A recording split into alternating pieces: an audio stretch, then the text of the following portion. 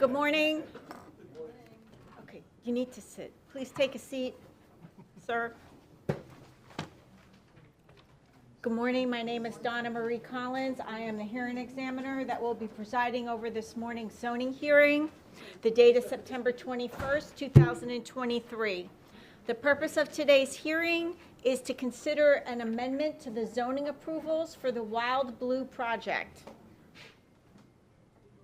Specifically, my role as the hearing examiner is to determine whether the request is consistent with the Lee County Land Development Regulations and the Lee Plan as it existed on the date the developers entered into a development agreement with Lee County. During the hearing, I will accept testimony and evidence from applicants' representatives, the county staff, and members of the public. Possibly the county attorney will also speak. All testimony and evidence must be accepted under oath. Therefore, at the conclusion of my remarks, I will administer the oath to everyone in the room en masse, and we'll get everyone sworn in. I'll do that at the conclusion of my remarks. For those of you who are not familiar with these hearings, I'd like to explain the way we're going to proceed today. We will begin with the applicant's representatives. They will present the request. They will explain how the request complies with the relevant governing regulations. Their testimony may include more than one witness. Occasionally there's expert witnesses, sometimes there's not, but just to let you know, their presentation may take some time. At the conclusion of their presentation, the county staff who prepared the staff report will make their presentation. In this instance, the staff report recommends approval of the request with conditions. They will present their staff report and highlight any specific issues they would like me to keep in mind. Following county staff's presentation, I will open up the floor to members of the public. And the way we conduct public testimony is like this. I ask everyone fill out one of these public participation forms, and I will go through the stack one at a time. When I call your name, please come to the podium, state your name. You may show on the aerial where you live in relationship to the project, although that's not necessary, but if you want to show me, you will have an opportunity to do that. You will be permitted to speak as long as you like. There's no limitations on the amount of time you may testify at the zoning hearing before me. However, a few caveats. Please try to keep your remarks concise, avoid repetition, and if you have any questions, when you're at the podium, that's your opportunity to ask them. We will make a note of all questions, and then at the conclusion of all public testimony, we will go back to staff and the applicant, and we will give them an opportunity to answer all the questions. So let me just take a moment to explain why we handle it this way. What we have found over the years is that if we answer the questions in real time, not everybody's paying attention, and then they'll come up and ask the same question. So we handle it this way for everyone's benefit. That way everyone knows what all the questions are, and everybody can hear the answer in real time. Oftentimes, I find that members of the public are not completely in favor, nor are they completely opposed to the project, but they have very specific concerns. I invite you to share those concerns with us today, because by doing so, you allow us the opportunity to clarify anything you don't understand, but also to perhaps think of conditions that might address your concerns. Okay, let me just check my notes. At the conclusion of this hearing, I will prepare a recommendation for the Board of County Commissioners.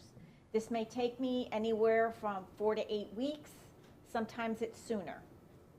The hearing before the Board of County Commissioners is the final hearing in this case. They will rely on the record that we create today. We have a court reporter. They will be provided with a transcript. When this transcript is prepared, it's a public record. You can it's accessible to you online, or you can request a hard copy. The board will have all this information, and then at the board hearing, the proceeding will go like this. First, the applicant will speak, then staff will speak, and then the public will come up. But at that hearing, you will only get 3 to 5 minutes to speak. So what I'd like to encourage you to do is, following my recommendation, focus on the points you'd like to make to the commissioners. Get together with your neighbors, maybe split up points that you're going to address so that all your concerns can be conveyed to the board before they open up the trap door and you fall through, okay? Because they use a timer, and then when the time is up, then you're asked to take your seat. So again, today you can speak as long as you like. I do take public comments into consideration when I prepare my recommendations. However, if you're not entirely pleased with my recommendation, feel free to raise points to the board. I think that's everything, so I'm going to administer the oath now. If you intend on speaking on the record, I ask that you please raise your right hand. Do you swear or affirm the testimony and evidence you enter into the record at this hearing will be the truth? Yes. Thank you very much. Okay, so I understand we're going to have some opening remarks by the county attorney, so I'm going to turn my attention to him. Good morning, Madam Hearing Examiner. Joe Adams with the County Attorney's Office. Just one procedural issue. It's our understanding that this request meets the jurisdiction of the hearing examiner for a final decision under the new regulations. Okay. So without the applicant requesting this to go to the Board of County Commissioners, by the end of this hearing, you would be the final decision. So they have the option to request a final hearing before the board. Yes, Otherwise, yes, it's ma'am. final with me. Yes, ma'am. And this is because why? Does it fit within this slot? This fits within the slot because it's an amendment to a plan development that does not go beyond the criteria that would require board approval under the new ordinance that was passed earlier this year. Okay. So it's not increasing the intensity to a degree that triggers further review by the board? Correct. Okay, well, thank you Eric, I for don't know. clarifying that for me. Okay. Thank you. Okay, so let me turn back to the public for a minute. The decision will be final with me, but I'm not changing my procedures. You may speak as long as you like before me. I'm not going to limit you to 3 to 5 minutes. But all I ask is that you organize your thoughts and try not to be too repetitive. Other than that, it's a very friendly environment. You don't have to be nervous or anxious. Take your time. All right, I'm ready to begin.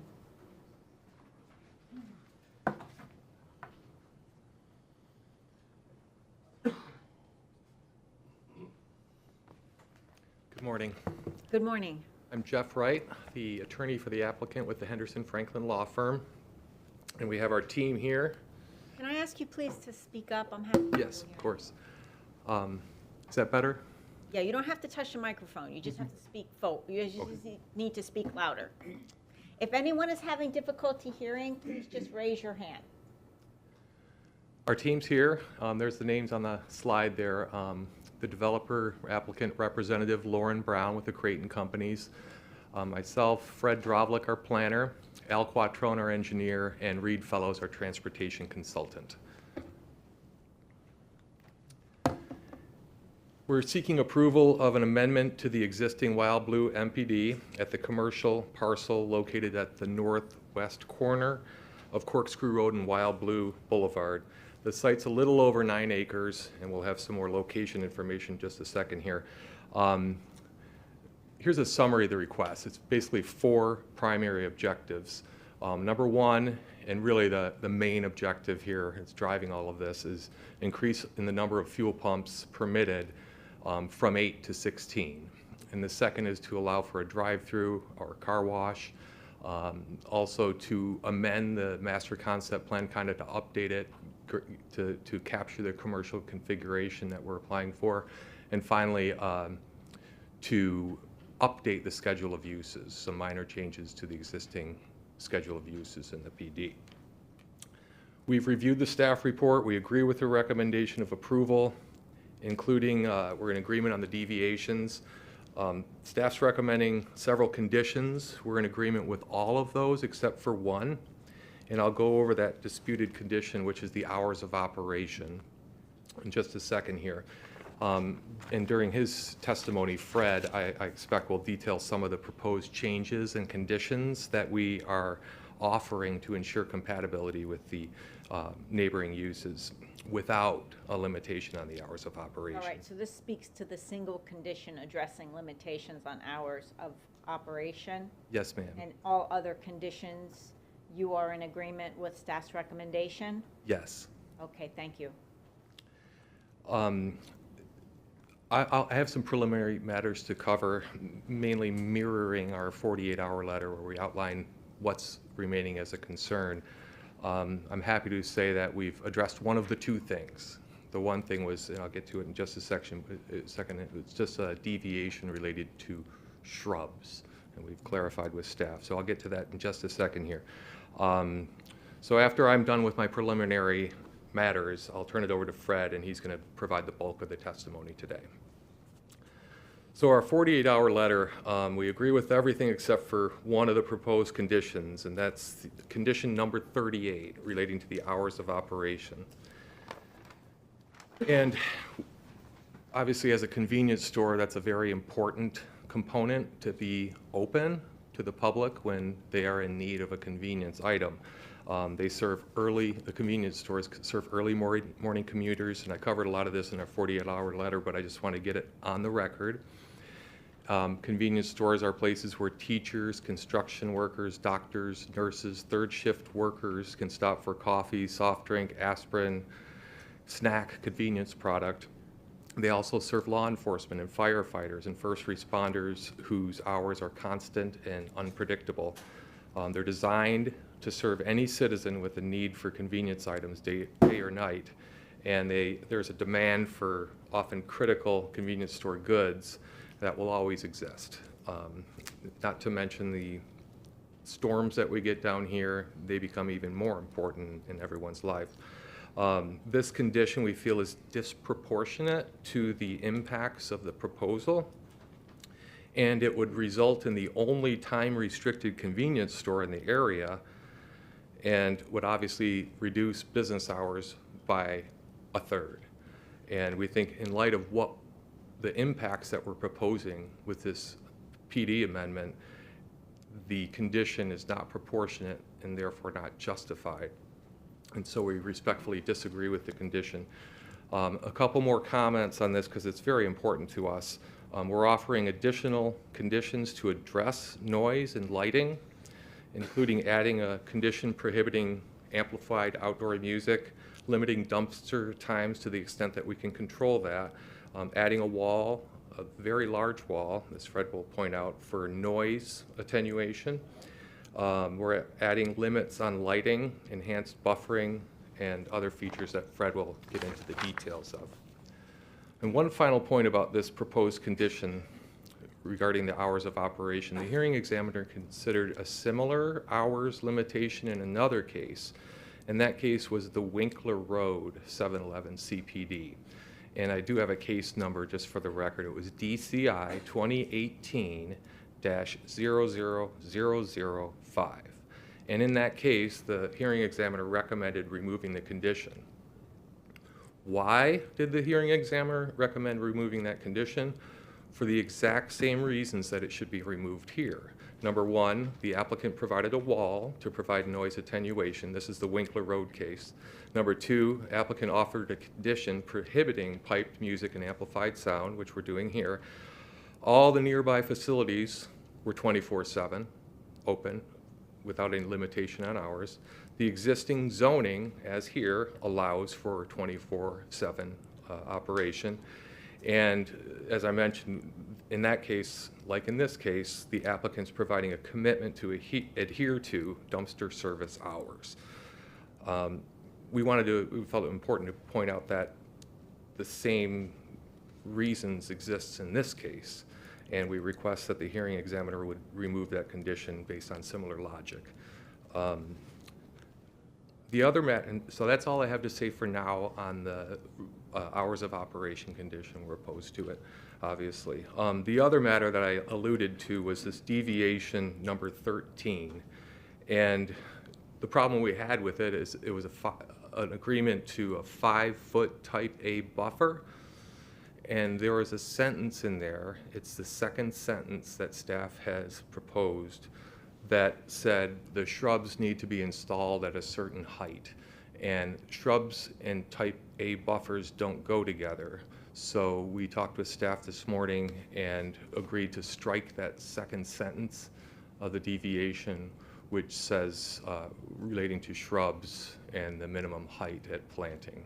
So, and I'm happy to read the revised version of it, but the headline here is we reached agreement on that and it's no longer an issue. At this point, I would ask that the hearing examiner recognize our experts. Fred Drovlik, Al Quattrone, and Reed Fellows are our three experts today. As I mentioned, Fred's the only one that's slated to speak in our case in chief, but the others are here just in case questions come up. Each of them have their resume on file, I'm told, with the hearing examiner's office, and each has testified in similar proceedings before the hearing examiner. Yes, they've all been recognized as experts in this forum. And based on that, we would respectfully request that they be recognized as experts today. Okay, yes, that's fine. Okay, thank you. We're going to make our presentation via PowerPoint, obviously. I've given copies of the PowerPoint to staff and the county attorney's office. And at this point, we have two exhibits. One is the PowerPoint, and the other is our master concept plan, the most current version of that. And if I may tender those as our exhibits for today. Sure. The first being the PowerPoint, and the second being the MCP. Okay,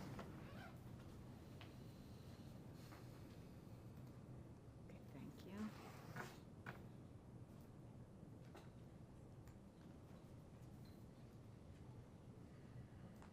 Do you have more than one copy of the PowerPoint? Yes, we May I brought. have the alternate copy? Yes.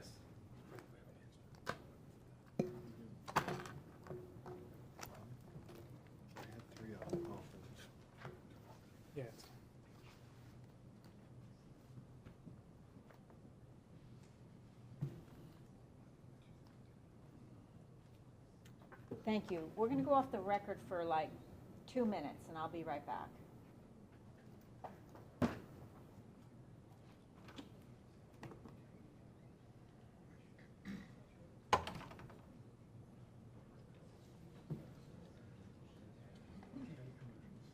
Jeff, another one of those floating around? I didn't think so. We had three. Yeah, sometime today before the end of the day, if you have one. If not, I'll get them to scan it for me. We can email it to you, too. I can give her mine at the end. Is it okay if I give you mine at the end of this? Sure, yeah. I like to follow along. Sometimes you guys get carried away with it. Oh, yeah, it's true. I brought three. Oh, you have one. Yeah, I have a previous iteration. I was like, I'm not going to keep printing this thing in color, so. Where's that other one? I brought three total. Well, to Joe. I mean, For more than one. I know. Bring 7 and they just need 1. Give them 3 and they need 7. Yeah.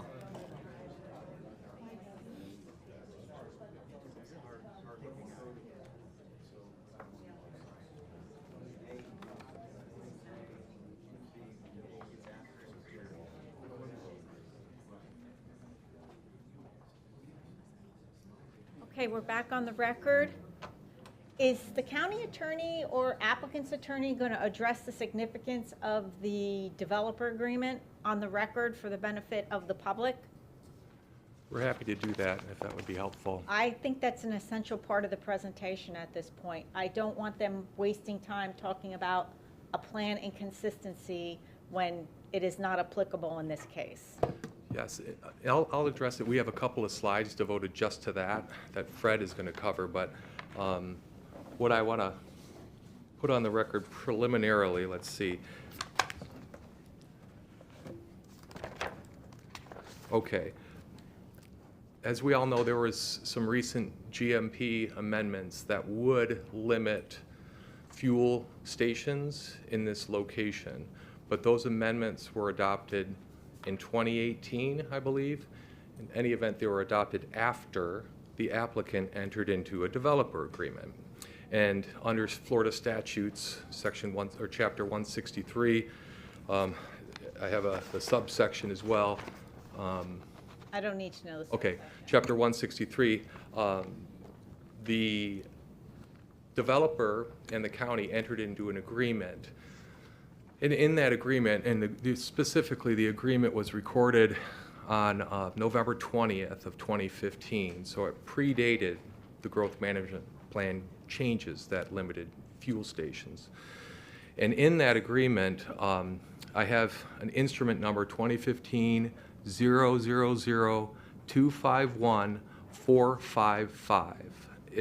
That's the instrument number for the clerk's office, and it's a 33-page document, but the key component is contained on page 10 of the developer agreement. It's a section 9, and it says applicable land use regulations. Pursuant to section 163, and I'm quoting from the agreement here, pursuant to section 163.3233 Florida statutes, the proposed development within the property shall be subject to the county's land development regulations and policies governing development as of the effective date of this agreement. And as I noted before, the effective date is actually November 17th of 2015. It was recorded 3 days later on November 20th of 2015. So as of November 17th, 2015, this development was subject to that agreement only and not any future adopted regulations. So I'll go through that paragraph 9 for the developer agreement again.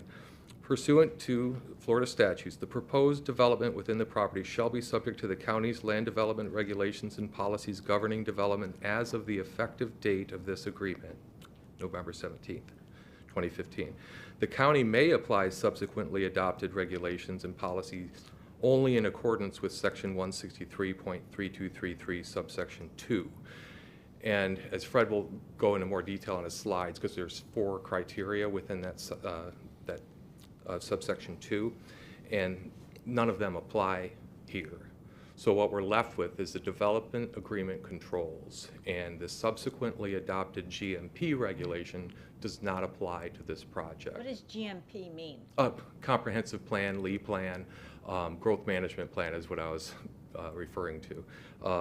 But yeah, the 2018 changes to the Lee Right, so plan. what's the significance of that? How does that impact this project? What was adopted that's inconsistent with what you are seeking today that you do not have to comply with?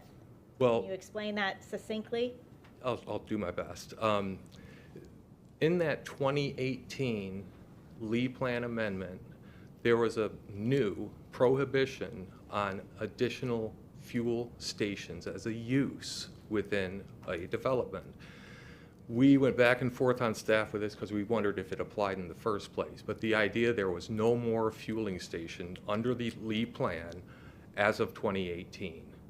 And because that was later in time and we already had locked in 2015 what the development regulations and policies would be applicable to this project, we're not bound by that 2018 Lee Plan amendment that restricts the fuel pumps. We're bound by that Lee Plan as it existed on November 17th, 2015. Without limitation. Exactly. So there was a concern that the limitation on additional fueling stations would preclude the augmentation of pumps that you seek today.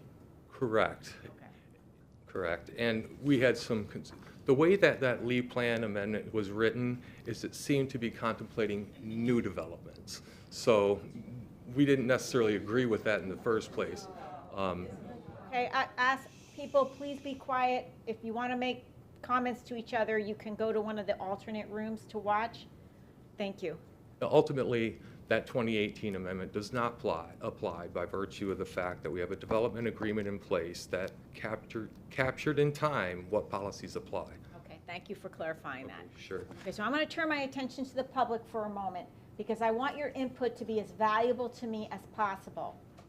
To the extent you want to argue additional fuel pumps are not consistent with the plan, please do not, because this project is not subject to that limitation because their rights are frozen in time in 2015 with regard to what they can develop on the property, and it included a gas station without the specific limitation. That is not to say that you can't object to additional fuel pumps being proposed. If you find it to be inconsistent with the corridor, with the general neighborhood, with your community or whatever, please, that is relevant to me, and I'm not trying to preclude you from discussing that issue, only to save us all the time of trying to tie it back to a leak plan consistency, which is, I can't even look at that. Do you know what I'm saying? I want to maximize your effectiveness.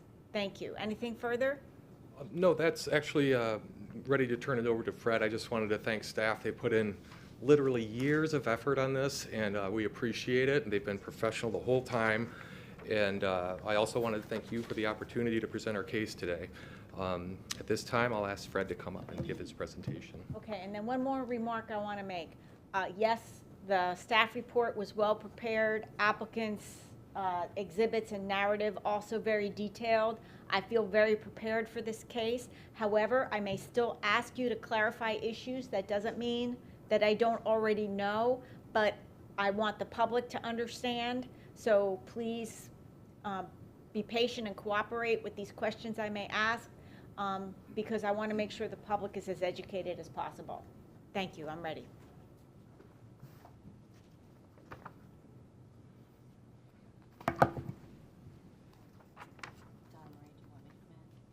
What? Do you want me to make a Yes. Please, thank you.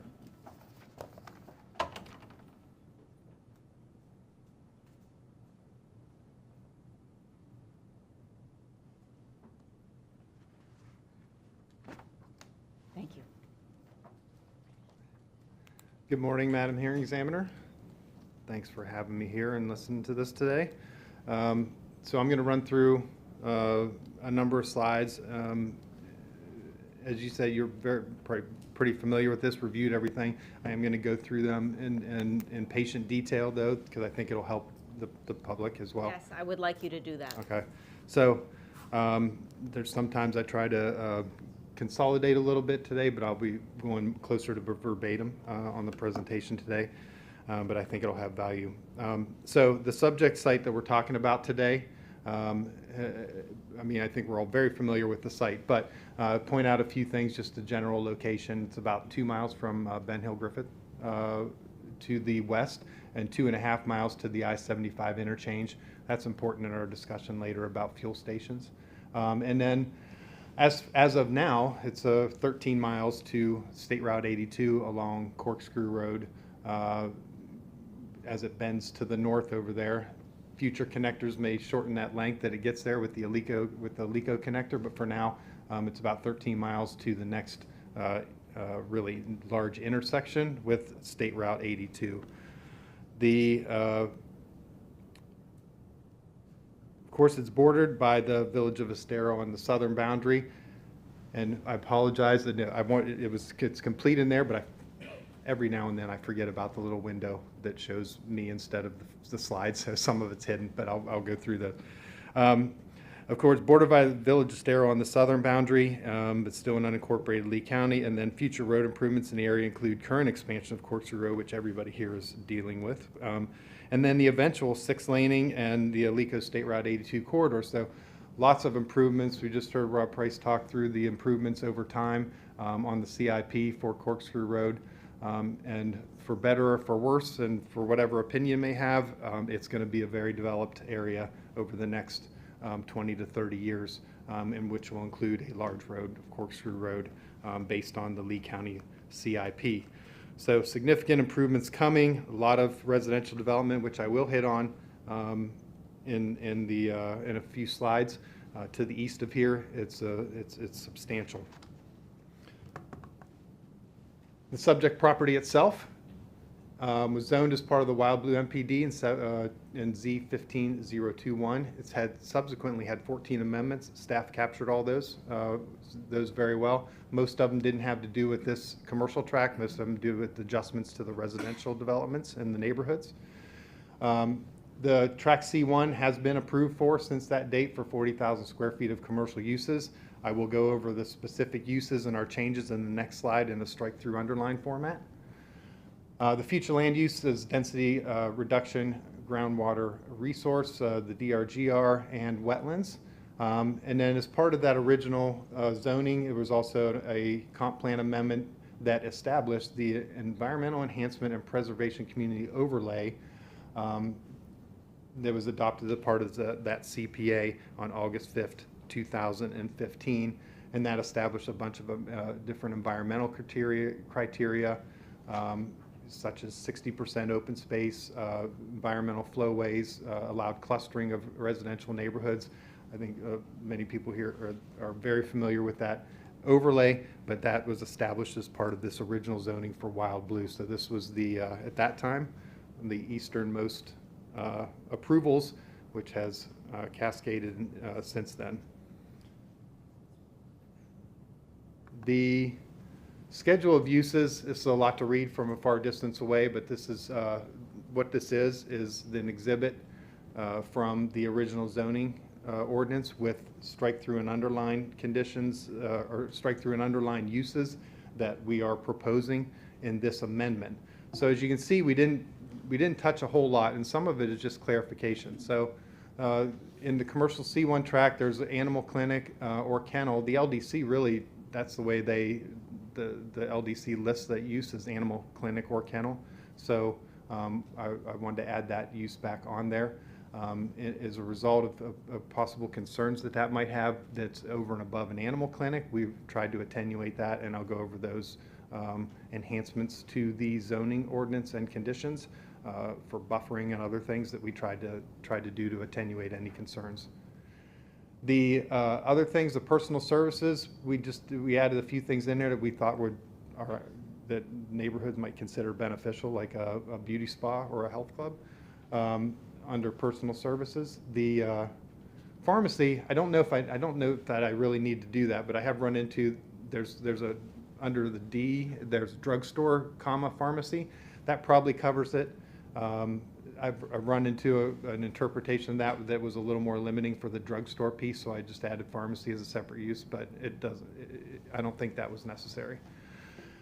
So the rental and leasing is actually just, I wanted to restrict that more than it was. So rental and leasing didn't have the groups listed, it just had it in general, which there's some pretty intense rental and leasing things that were possible, so we further limited that to just groups 1 and 2. And then the big one, the one that's the main concern, is the self-service fuel pumps. Didn't have any caveat after that, and according to the land development code, if it doesn't specify the number of pumps, it's limited to 8. And so we're specifying here that going to 8, from 8 to 16 fueling positions, which are called MPDs.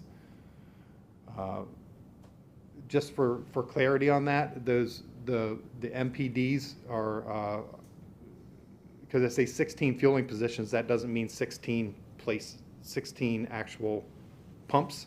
A fueling position has usually serviced on both sides. So 8 MPDs would typically look like 4 of those 4 pumps that you would pull up on each side. 16 in a typical alignment, doubles that, and you have 2 cars being able to pull up on each side. So at each MPD, you can have 4 cars pulling up.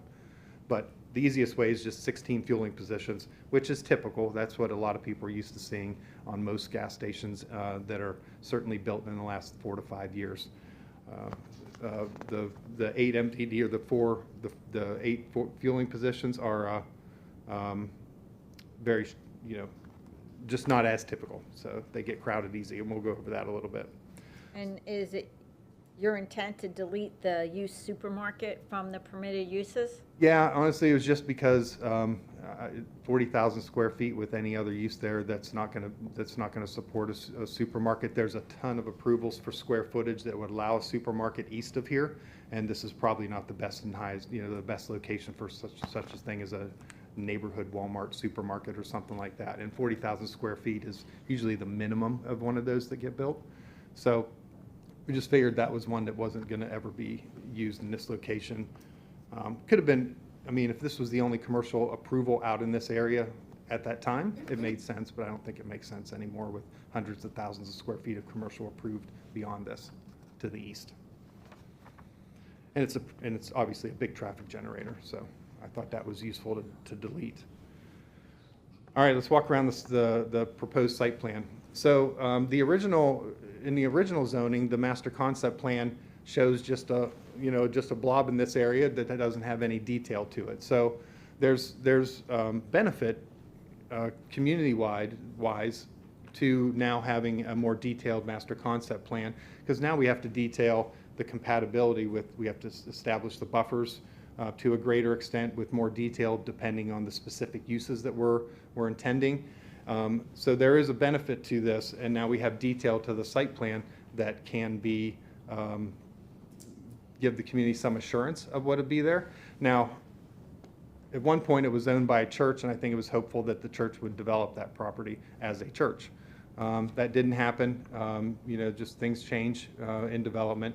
So now that Creighton is the owner and developer of this project, then this is the site plan that we're proposing. So it establishes a couple of favorable things, I think, for the community. One is, so along the north and western buffer, there's a lake, and the lake has been established. When we did go in front of the community at one point, we had altered this shoreline a little bit. They didn't like that. Nobody wanted that. We revised that. So now the shoreline is as it is today, with any improvements that are going to be required through development order process. But we didn't alter the current shoreline to leave it as it was. We also established now this large dry detention area and purposely placed it there to push development towards Corkscrew Road and towards WildBlue Boulevard in order to really, now it acts as just some distance and some buffer and obviously water attenuation and treatment at that location. So that'll be a large grassy area, except after rain events, in which case it'll fill up and be a small lake.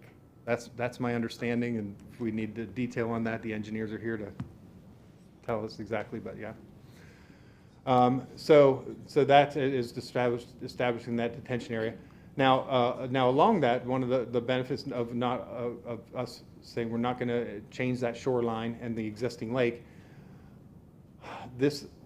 we are proposing and we're accepted as a deviation number 12, a type F buffer with a 6 foot wall along the entire linear footage of the lake to I think all the way to the property line there. So if for everybody else's knowledge, the type F buffer is the most intense planting buffer in Lee County. Under the current development, under the current zoning, there's just a 10-foot buffer there without specifications on the amount of trees. So we're proposing a buffer that has more intense plantings. Type F buffer has a double hedgerow, 10 trees per 100 linear feet. I mean, it's a substantial buffer. And then a 6-foot wall. Staff suggests the wall. We agree that that's a good idea in order to fight any possible noise. Aren't normally type F buffers 30 feet wide though, not 15? Correct. Yeah. So we try to gain of since the original buffer was only 10 feet, we did add 5 feet, but we aren't going to change the amount of plantings. And we've done this a number of times, especially when there's a type F buffer and it has a wall, that we can easily fit the plantings in that 15-foot wide stretch. So the plantings don't get reduced, just that 15 foot of distance from the wall to the property line is reduced. Okay, so just for a moment, what would code require in this instance? Not what you're providing. What does code allow you to provide in this instance along that boundary? A 15-foot type C buffer. And what is a type C buffer? It's about half the trees in a single hedgerow. So it's, I believe, 5 trees per 100 feet and a single hedgerow and a 15-foot depth. And it can be with a wall or without a wall. So the wall could be the same. And most likely it would be, since So code requires 15-foot type C buffer, which is half the plantings required by a type F buffer. Correct. So the 15 feet's going to remain the same, but the plantings are going to be of type F caliber, which are more lush, more trees, higher hedges. Yeah, maintained at 60 inches minimum. 60 inches rather than 48. With the idea of creating a visual screen. right? Plus a wall. Plus a wall, correct. And on what side of the wall will the landscaping be in Yeah. this instance?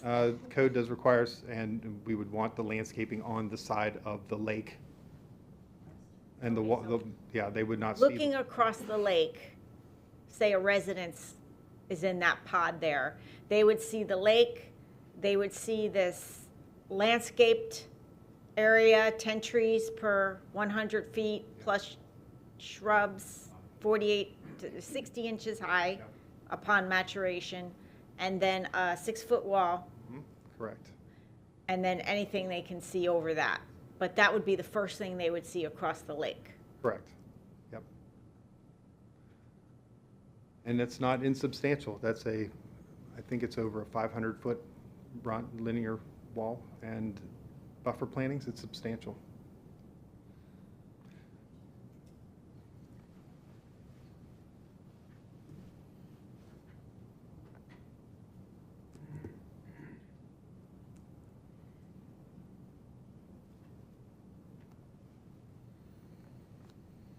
And is the hedgerow a single or a double for type F? Unless I'm misspeaking, I thought it was a double. Yeah, Double staggered? yeah, double staggered. So it's a much more lush landscape buffer than what's required by code, so that's an enhancement. Plus you're adding a wall, which is also not required by code. Right. Okay. Thank you for clarifying. And this will be along the entire perimeter of the lake? The entire perimeter of the lake, correct. Thank you. A few other things that are now established, and this isn't a change, but there's a type D buffer along, this is an easement, that's a drainage easement dedicated to Lee County on the southern property line. It doesn't abut, it looks like it maybe it abuts Corkscrew Road, it does not. There is a large preservation area in this triangle space that belongs to Grandiza to the west. So there's the property line, there's the easement area for drainage dedicated to Lee County, and then there's the preserve along Corkscrew Road as part of Grandiza's MPD. So along that property boundary, you're proposing a type D buffer? Yeah, and that's what's currently required in the zoning. And Yes. would you explain the composition of a type D buffer, please? Yeah. Width and composition? Yep, it is typically used, we call it the right-of-way buffer because that's what's standard requirement along roadways. It is a double hedgerow of trees, and I think the highest, double hedgerow of shrubs. So staggered double hedge, maintained at, I believe, 36 inches, or 48 and 36. Yeah, installed at 36, maintained at 48, yeah. And 5 trees per 100 linear feet. Typically, those are called shade trees or canopy trees, such as live oaks. You can substitute in the standard code palm trees at 3-to-1 for a canopy tree. Not for all of them, only for a certain percentage. So it could be a mix of shade trees and palms along that. And that triangular area is currently vegetated? Yes, yeah, heavily vegetated as a preserve.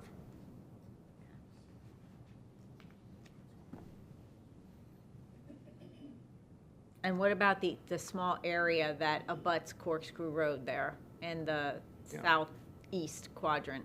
Okay, a couple of things are happening there. So this is the buffer line for the MCP. It jots up a little bit. That's because of the service station along the boundary requires a 25-foot buffer. That's, again, code requires an enhanced buffer specifically for convenience stores and service stations. So there's a 25-foot buffer that runs along there, but then for this piece of property that along here that abuts Corkscrew Road that is against the right-of-way, after this zoning, the subsequent zonings down the road started one of the conditions that they started applying was a 50-foot enhanced buffer called a corkscrew right-of-way buffer. That was not in the original zoning here. Of course, staff looked at that and said, let's be consistent now. We have this chance to be consistent. Let's be consistent with the other developments that had commercial approved abutting Corkscrew Road. They wanted that setback, a little bit additional setback. and better trees and plantings so that you keep more of the rural character as much as possible. So a 50-foot enhanced buffer is now what we show here along the frontage. So that would be, actually, I don't know the exact plannings of that. The language is to mimic the other ones that are same. So the plant same materials applied. dictated by the code? No, this is just by conditions that have been established for the other master plan developments along Corkscrew Road. And what is this black marking on the corner? That's a good question. It looks engineering, so. Is it for the? Oh, sign. And we aren't asking for deviations there, so whatever the sign, whatever will be allowed for the sign for the 7-Eleven.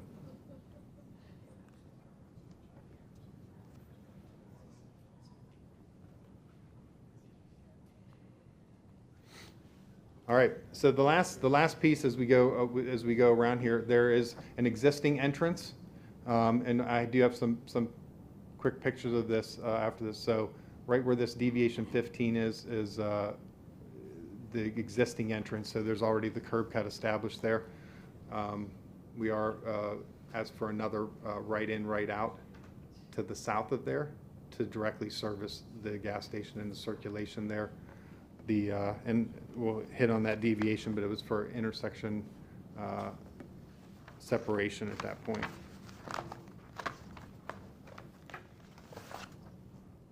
And that was recommended as approved as well.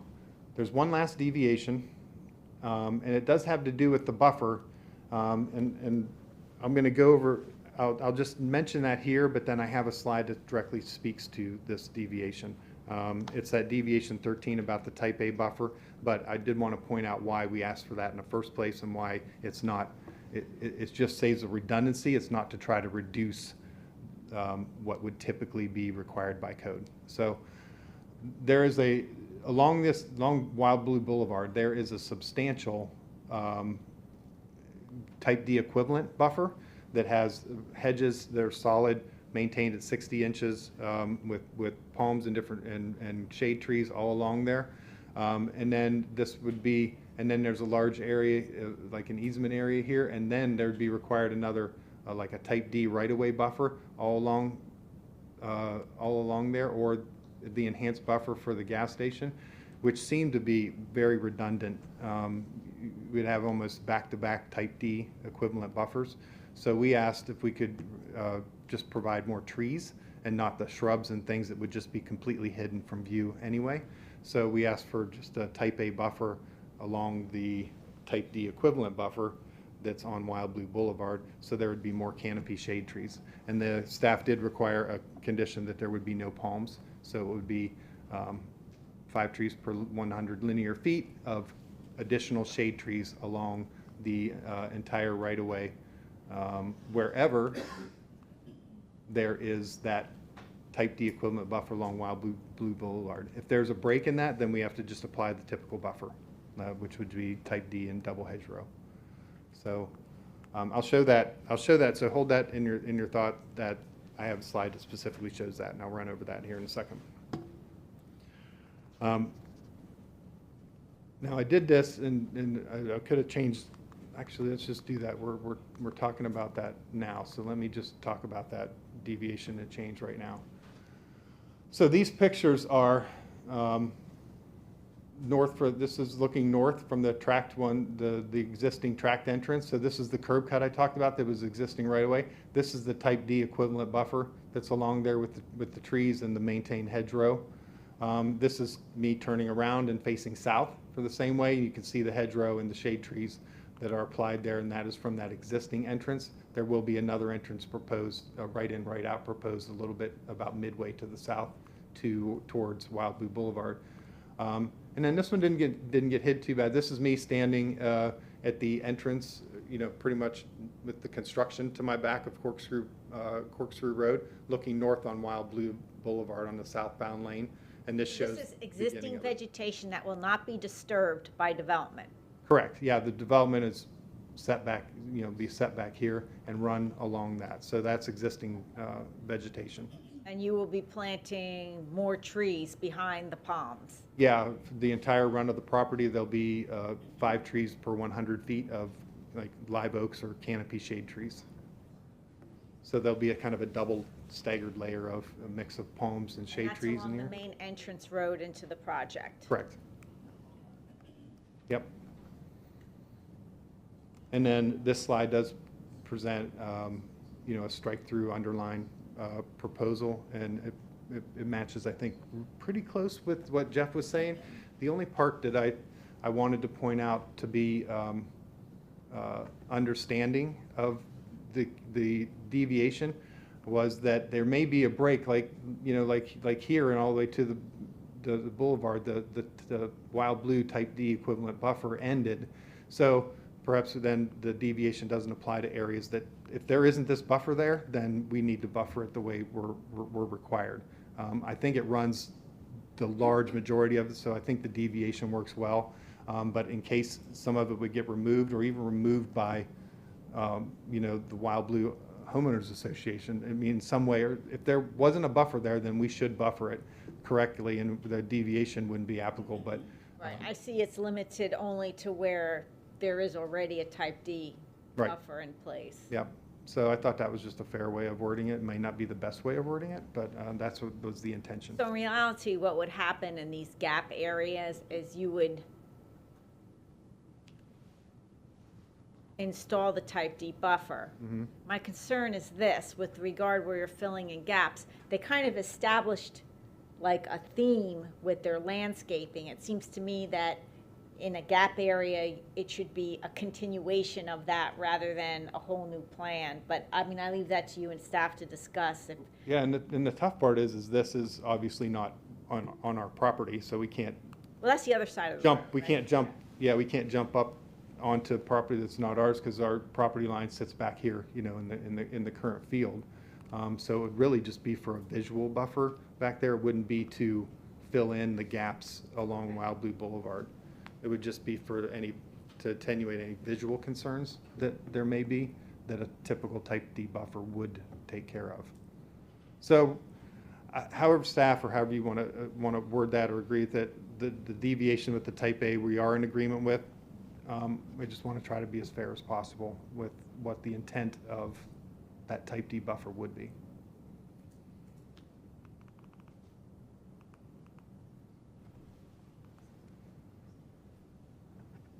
All right, as you said, so this is that really ends the walk around a little bit. I mean, the interior part of it, we show a multi-tenant commercial building. This is the convenience store, which currently doesn't have a limit on the square footage of the size of what the convenience store could be, just has a limit on the number of pumps. So there's 40,000 square feet overall that's allowed to be used in this development. And so we're proposing the store and the car wash, and then the fuel canopies closest to, typical design. That's typical towards Corkscrew Road in the corner of WildBlue and Corkscrew. Can I ask you to clarify something you just Yeah. said? You said this tract is approved for 40,000 square feet of commercial activity.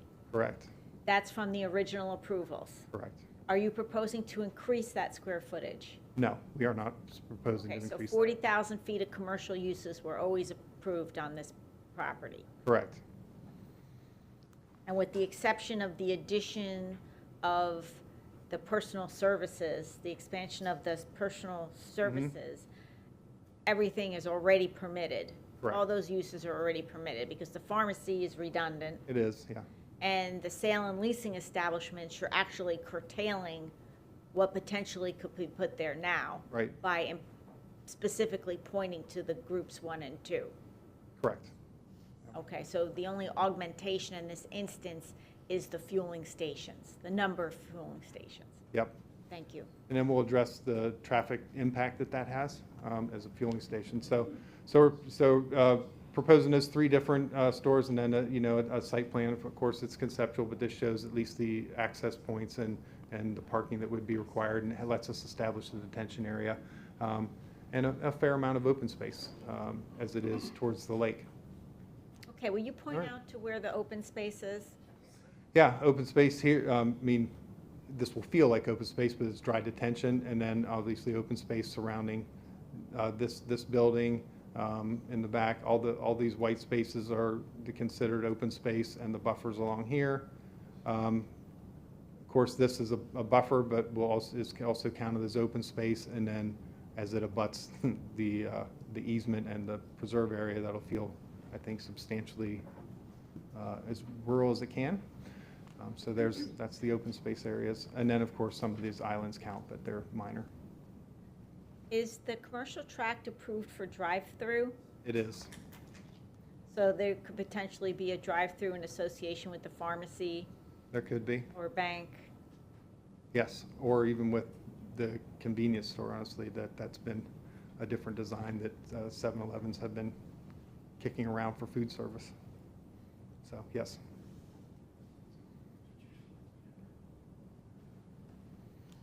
All right, it's the MCP. So this is the developers agreement. I highlighted the stuff that I thought was most relevant and most important, and I'll go over it. So, because this I'm sure will be a point of a legal stance that some people won't like or agree with. But a developer agreement was entered into, as Jeff pointed out, November 17, 2015. So it established. At the end of the day, it really just establishes the total dwelling units, the total square feet of non-residential uses, and the years that it's effective and the effective date. So in this case, it's settled at 1,096 dwelling units, the 40,000 square feet of commercial uses dedicated to this tract, which is tract C1. And the duration of the development agreement, 20 years from the date of adoption, or from recording, which is November 17th in 2015. So we're in the middle of that 20-year effective date.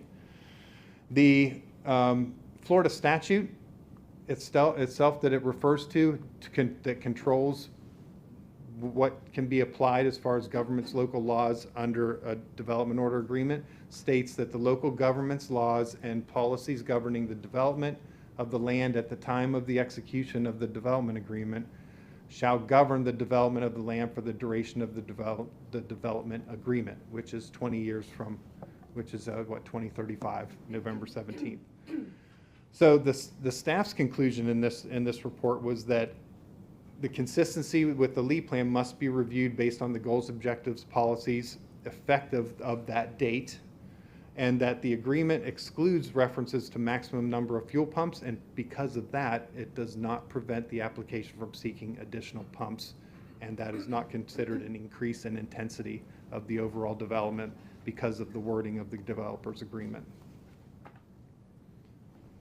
So there's 5 criteria that must be met under Florida Statute 163.3233, subsection 2 has 5 criteria. I don't believe this was in the staff report, so I wanted to make sure and add this. It was part of my narrative that was a follow-up to staff. So the statute contains criteria stating that the subsequent adoption of regulations, so in this case anything adopted post-November of 2015, can be applied only if the local government has held a public hearing and determined that the subsequent regulations meet the following 5 conditions. 1, they are not in conflict with the laws and policies governing the development agreement. And they do not prevent the development of land uses, intensities, and densities in the development agreement. They are essential to public health, safety, and welfare. So if there was something adopted that was an essential concern of the essential to the public health, safety, and welfare, then it would meet this criteria. They are specifically anticipated or provided for in the development agreement. The local government demonstrates that the substantial changes have occurred in pertinent conditions existing at the time of the approval of the development agreement, and that the development agreement is based on substantially inaccurate information. So there would have had to have been some major flaws in the information that was provided at the time of the agreement in order for that to meet that criteria. So this slide's for your reference. Here's how I feel like this, how we analyze that why the criteria and the subsequent adopted policies, goals, and objectives of the LEED plan can't be applied to this in this case. So we feel like it cannot meet the strict criteria. Of course, we're holding a public hearing. The other part would have to be that we would need to meet these criteria, these 5 criteria, in order for subsequent policies to be applied. A, the subsequent amendments, specifically those prohibiting fuel pumps, are in conflict since fuel pumps are an approved use and allowed to be reconsidered by zoning amendment through the public hearing process, and there were no limits on the number of pumps in the development agreement in the first place.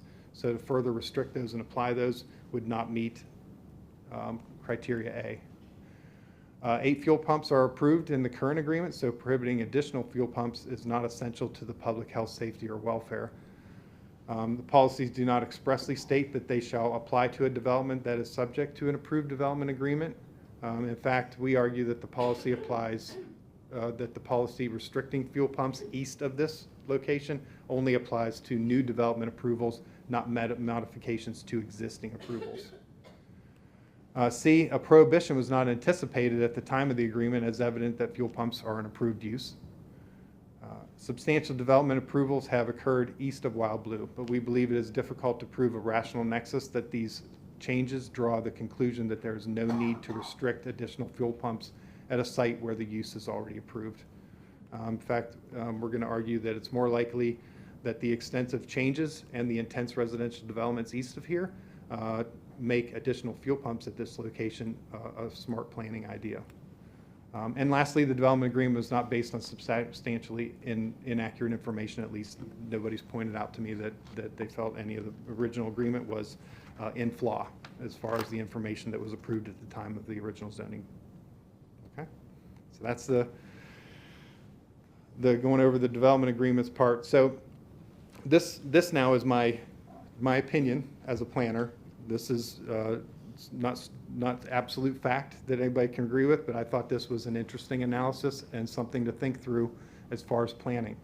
So on that left, the picture highlights, at least at the time that I was submitting the application, the current approved density, so dwelling units, and commercial intensity, which is the non-residential development, and then whether service fuel pumps were permitted or not. This graphic shows 12,125 density units approved east of WildBlue. And those are the names. What it also shows is there's approximately 300, oh, I added that up wrong. No, I didn't. Oh, no, 350,000 square feet of commercial square footage, commercial retail square footage that is approved in those developments, none of which, based on the comp plan from 2018 that restrict fuel pumps in this area, in this southeast Lee County area, they aren't approved for any fuel pumps. So that means, well, I think we know what that means. So what I also didn't include there, though, I mean, east of here now is the Kingston settlement agreement that has another 10,000 units that will have access to State Route 82, but also access to Corkscrew Road. So in total, that's 23,000 plus housing units that are either built now or will be built at build out, or have potential to be built from now until east of WildBlue. So, and you think about that, 23,000 housing units, that's just about the number that is approved in Babcock Ranch, and we know the effect that has. It's, if you extrapolate out to the average household, which is what, 2.8 or 2.9 or even 3 people per household, that could be the size of 30% bigger than the village of Estero, and that could be 10-15% bigger than the city of Bonita Springs. I mean, so this is, I know people don't love it, I mean, but it is the fact that these are the approvals. This is a mini city that has been approved along Corkscrew Road with minimal commercial in that area and with no fuel stations approved in any of those uses until you get towards State Route 82 in the Kingston development. So we believe that as projected, people coming west from there, and as these developments come online, this will be the first gas station that they will reach. And it will be reached prior to getting into the hubbub and the busyness of Ben Hill Griffin I-75 interchange, which we all know, I mean, that interchange has just been improved, but it's still a very busy area with a lot of shopping and a lot of retail. This is the last fuel station for 13 miles to State Route 82. Correct. Yep. And the last one will be approved, and according to the LEAP plan, the last one that can be approved. So we believe on commuting hours that this 8 fuel pumps is going to be quickly overwhelmed. I mean, I recently used a gas station that only had the single line of gas pumps. It was in Naples. And what happens is there's no stacking area for these. So once one car's pulled up in there, you just kind of have to awkwardly pull up and just kind of wait for them to move. And now you're in the traffic lane, you're in the circulation lane, you're in the way of people backing back out of their convenience store spaces. So it just creates a lot of awkwardness pretty quickly, because this can get filled up really easily, especially if there's construction trucks, landscape trucks, or something that has a trailer on it. Then the drive aisles get affected, and you may know along this area with all this construction for the next 30 to 40 years, I mean, this is going to be used for some of those early morning types of uses, and the circulation at this site could quickly get messed up. We think the additional fuel pumps provide that extra space and room for larger trucks and trailers and all that commuter traffic to really find a proper spot without affecting the circulation of the entire site. So that's our reason that we think this is, as far as planning, I think this is smart planning. They may not love it in front of their neighborhood necessarily, but this is going to be used, and used in a really good way, and keep reducing those local trips, capture those trips without getting into this crowded area that's around I-75 that has its own type of traffic that it needs to deal with, not necessarily just residential and commuter traffic. So that's part of our argument for this being smart planning. So with that, I'll move on from that and get off my soapbox. But this is the condition that Jeff mentioned about condition 38. So the whole thing then is what hours can this operate at? Under the current zoning, there is no restrictions for hours. So this could be an 8 fuel pump convenience store that would have 24-hour service today. So we could go in and get that approved in a development order today. Staff, because of public feedback and other things, or just, they can speak to their reasoning behind it, but wanted to put some hours of restriction on it to address possible night noise and light.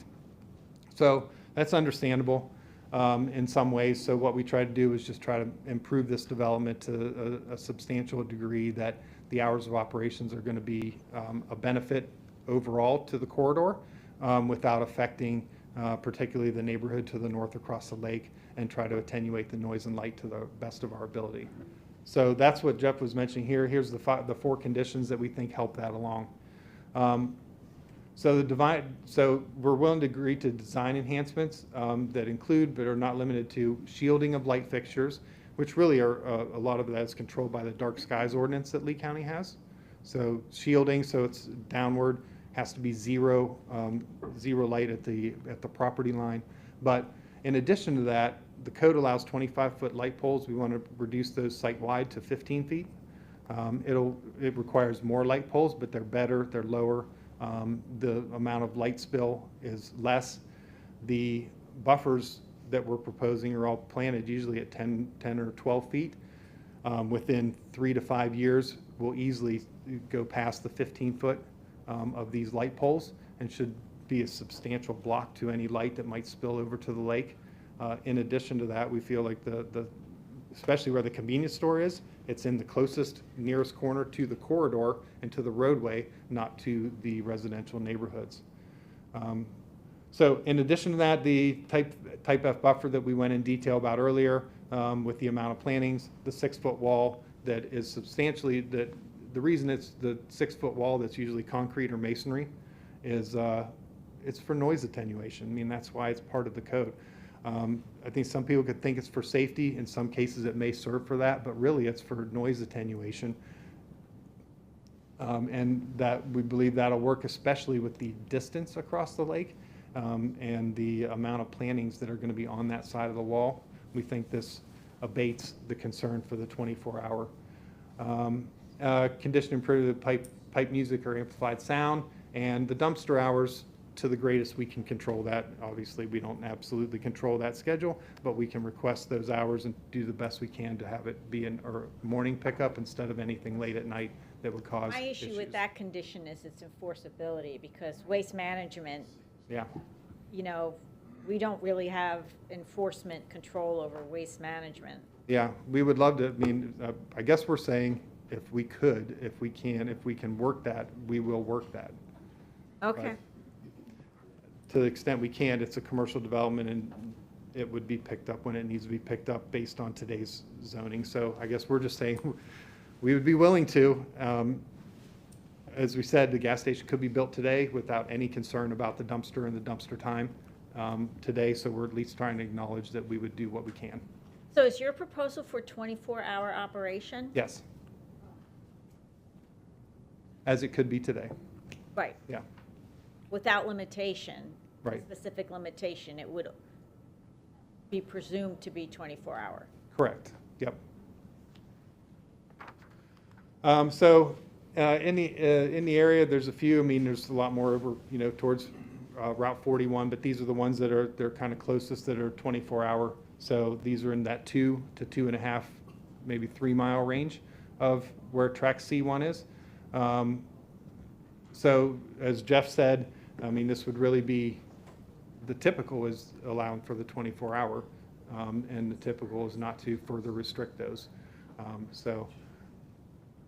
And this has some of the language that Jeff already stated on this slide, and I'll just let that stand from Jeff's, from what Jeff said. But to sum it up, I think just the people that will use this corridor that aren't typical daytime people, the requirements by jobs and other things like doctors, nurses, other third shift members, early morning construction, all these things that will use this corridor. I think the 24 hours is really valuable. So and will be well used in this area. So all right, that's talks about that. We talked about this slide in the deviation 13 change, so I'll skip over that. Transportation. So, you know, we have our transportation studies here, or expert here. This slide shows that, so what's the trip impact due to the increase in fueling stations? And this may surprise some people. In fact, I got to say it surprised me a little too, that the main part of increase in traffic conditions aren't tied to the number of pumps as much as it's tied to the size of the convenience store. So increasing the size of the convenience store adds quite a few trips because it's pure retail component, whereas the fuel pumps are more of an ancillary use to the convenience store. So changing the fuel pumps doesn't change the level of service of Corkscrew Road. It'll remain at a level of service C once the 4-laning is completed. The other part is that adding the 4 fuel pumps only adds 19 peak hour trips, which is very, I mean, it's very, very minimal. 19 trips, and that's it. So and based on today, we could build that convenience store. It could be whatever size we wanted it to be. Would you please explain what a peak hour trip is? No. But we can have, I can have traffic That expert. would be helpful, because I don't want people to think that your position is there's only going to be 19 extra cars in there. Oh, right, yeah. I want them to understand what that means, a peak hour, So you how want to this is examined. do that right now? If he's following you, he can address it when it's his turn to speak. No, he won't be a formal part of it, Oh, then bring just him here up. for questions. Come on up, Reed. Says Reed Fellis from TR Transportation. Good morning, Reed. If you don't mind, would you explain what a peak hour trip is and how this is measured in general, so the public understands how you calculate the traffic impact of any use? Yes. in a given location? Yes, good morning. For the record, Reed Fellows, TR Transportation. Our firm conducted the traffic study, and we analyzed the difference between the convenience store with 8 fueling positions versus the 16 fueling positions, which were under the application here for today. And in order to do that, we generate trips based on the Institute of Transportation Engineers trip generation report. The important thing to recognize about a convenience store with fueling positions is also that there's a high degree of pass-by trips. And that's why when we're talking about the new trips, those are new trips that would be associated with this particular development, above and beyond what we looked at before. So there will be some driveway trips that are generated, but in this case, when you go up to 16 fueling positions, you're actually about 76% of those are called pass-by trips. So those are the ones when you were planning on going to work or going to grab a meal or something, you stop by and you grab yourself, you know, a coffee or you're fueling up. So yes, the 19 trips is additive for the 16 fueling positions, but there still is substantial trips associated with the gas station itself. So this means these 19 trips do not include trips that are already on the road that may be diverted to this use.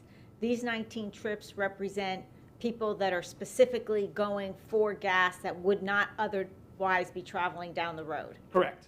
And there's published manuals that guide you in making these determinations. Correct. Okay, thank you. And there's substantial, as Fred had pointed out, there's substantial capacity in the 4-lane condition along Corkscrew Road, and it does not increase the level of service with the addition of the 16 fueling positions. The additional 8 positions, I should say. Thank you.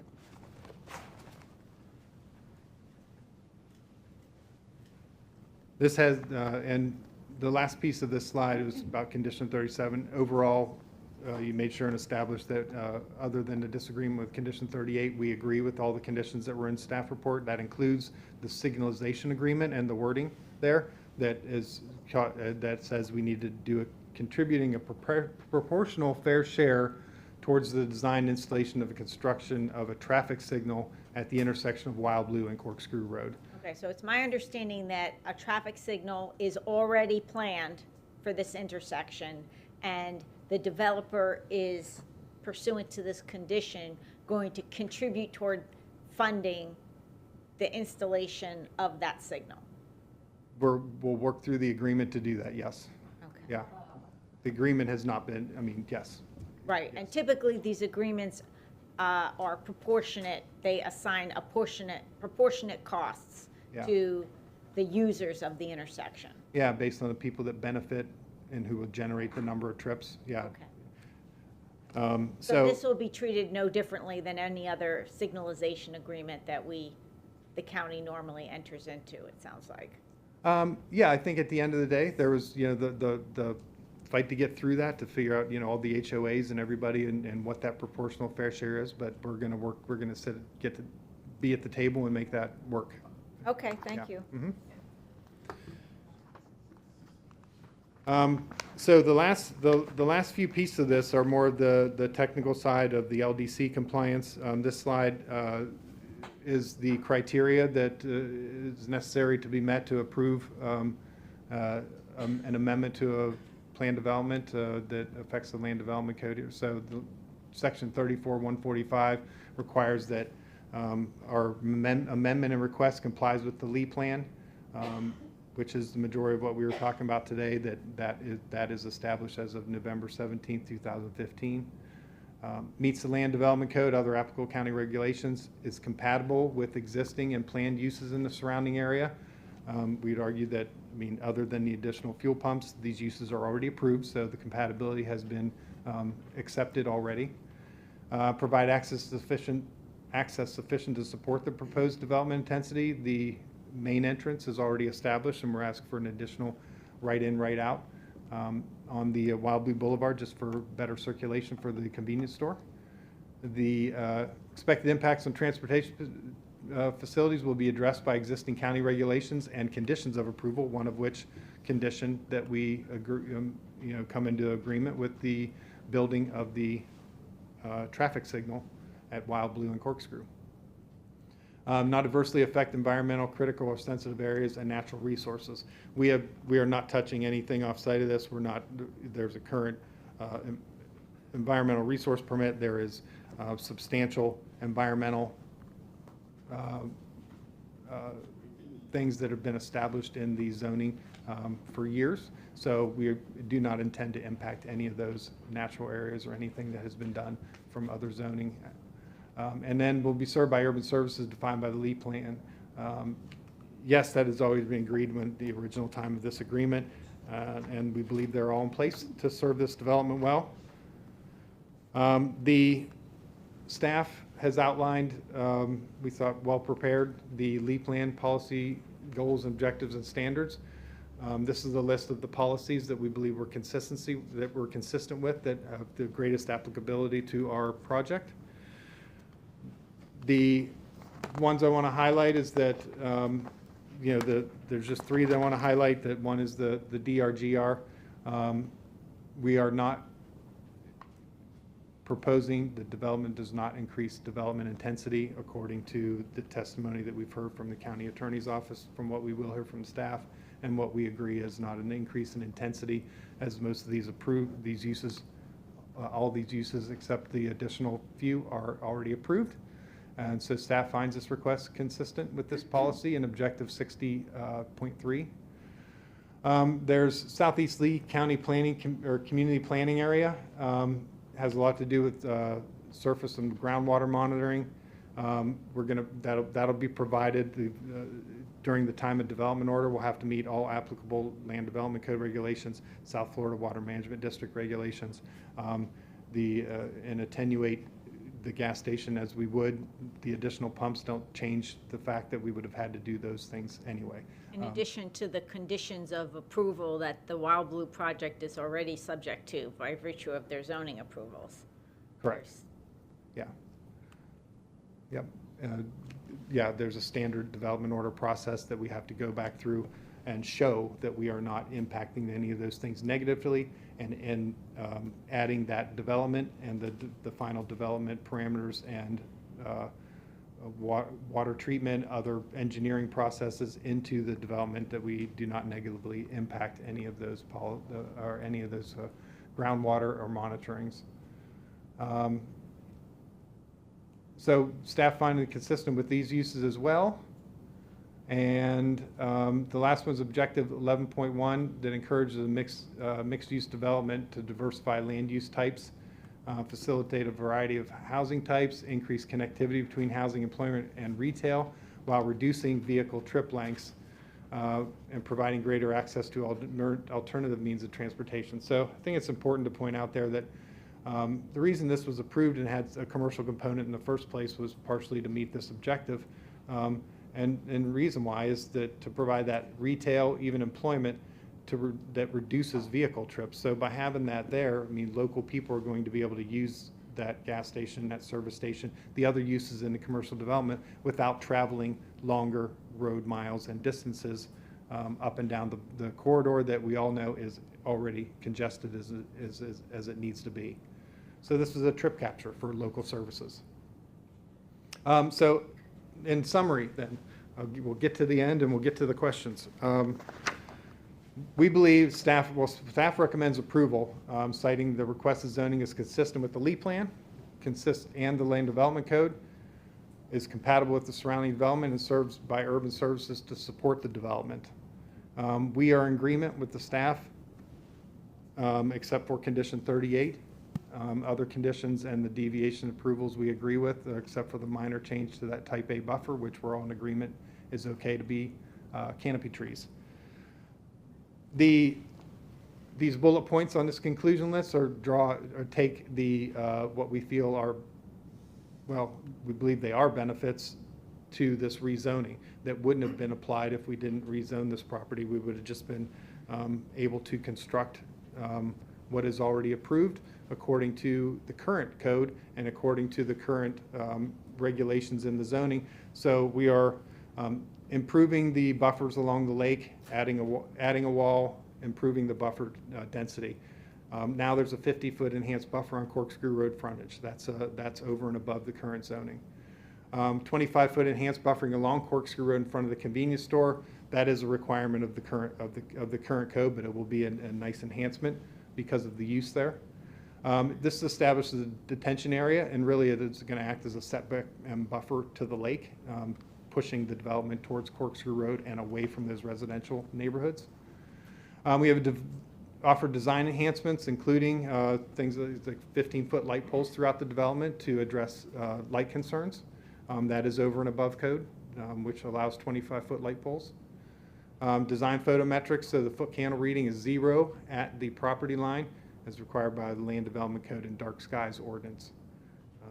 Condition prohibiting piped or amplified music, and we don't have to go into the dumpster again, but to the greatest extent we can control it, we'll have it at reasonable hours for the pickup for dumpster services.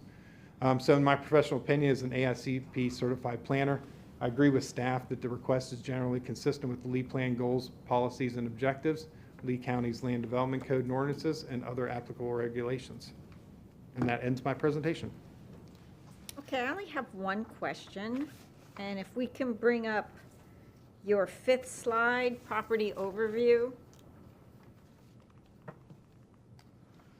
And I guess we'll be looking at that in conjunction with your proposed master concept plan, which is Is that slide 5? slide 7.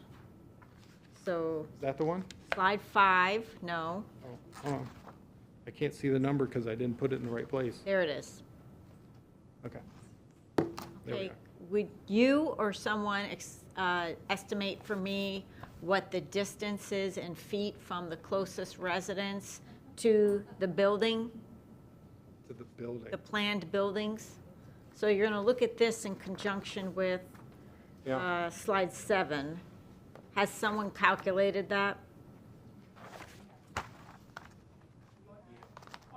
Okay, please, can everyone be quiet?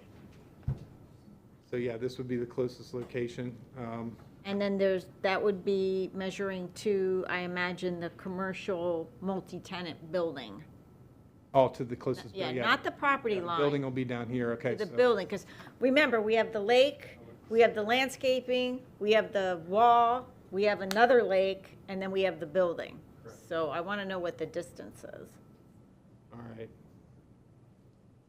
And you can come back and tell me, Yeah, have 'cause somebody we- calculate that. The And engineers with their scale can probably. I also would like to know the distance from the nearest residence to the fuel pump station. Okay. Okay, thank you. I'm going to take a 10-minute break now, give the court reporter a chance to rest her hands and the rest of us to stretch our legs. We'll resume just before 10:45, and we'll start with the staff's presentation of their staff report. Thank you. Somebody was calling me, that's why I was looking at my watch. I was trying to see who's calling me. It is a good, yeah.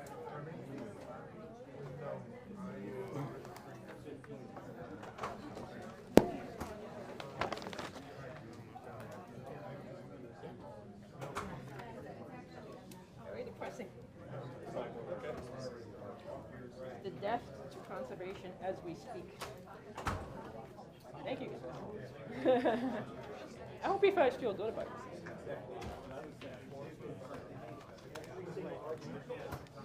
Nice work, Fred. And it died 8 years ago. What's that? I said, we didn't kill it, it died 8 years ago. Stop blaming me. So the distance, Yeah, so the closest building, though. yeah, that's good. I know it, she's helping substantial. And I wish I had. We're a conduit. Well, she's asking questions.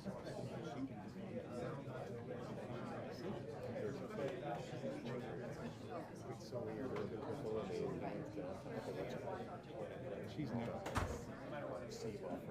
It'll only be 50 birds or something. You know,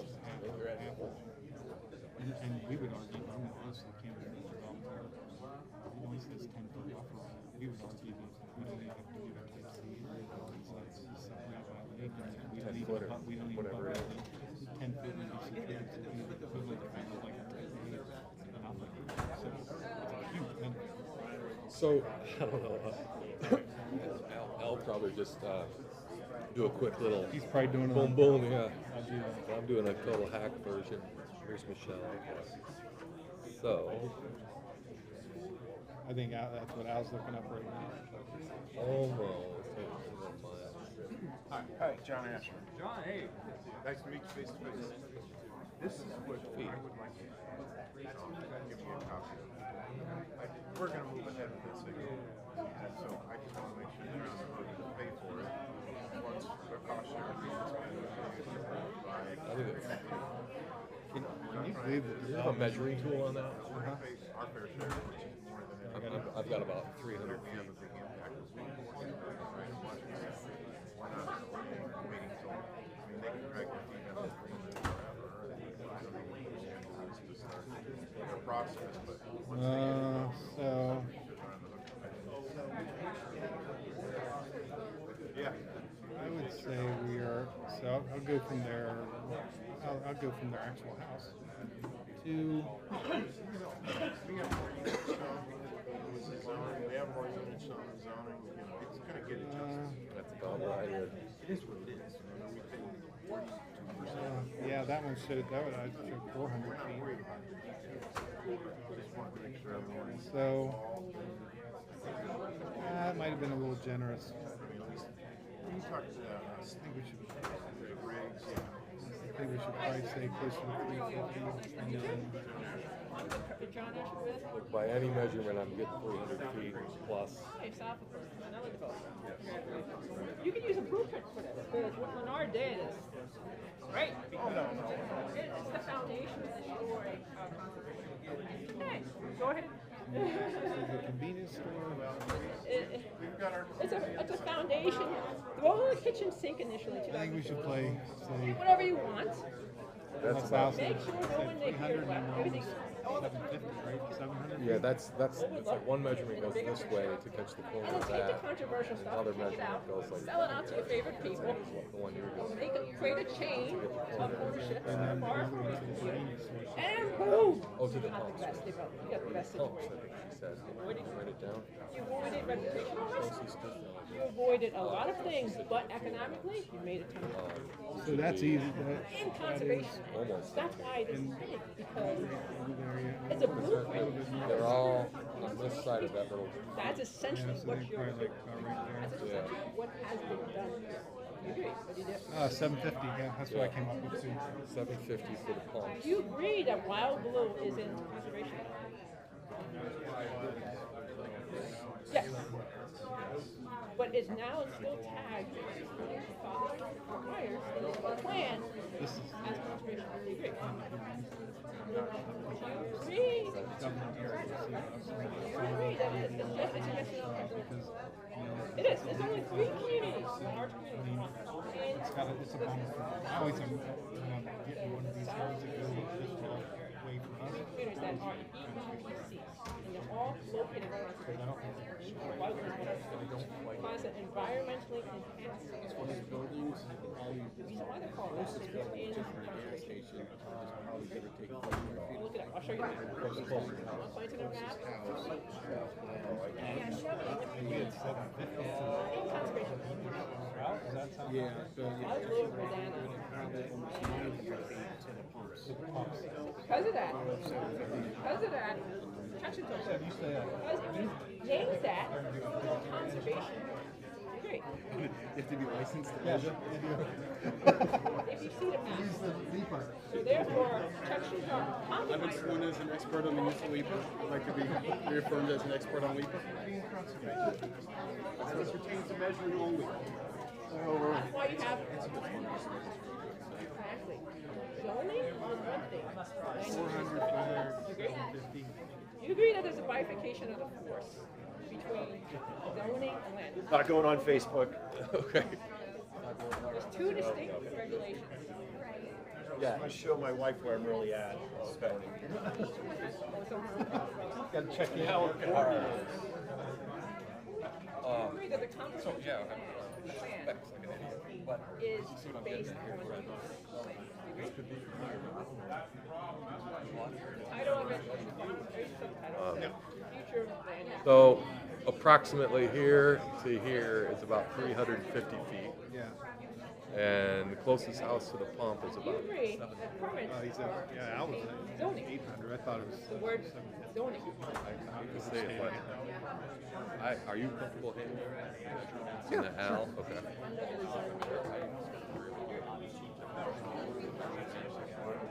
This is the problem.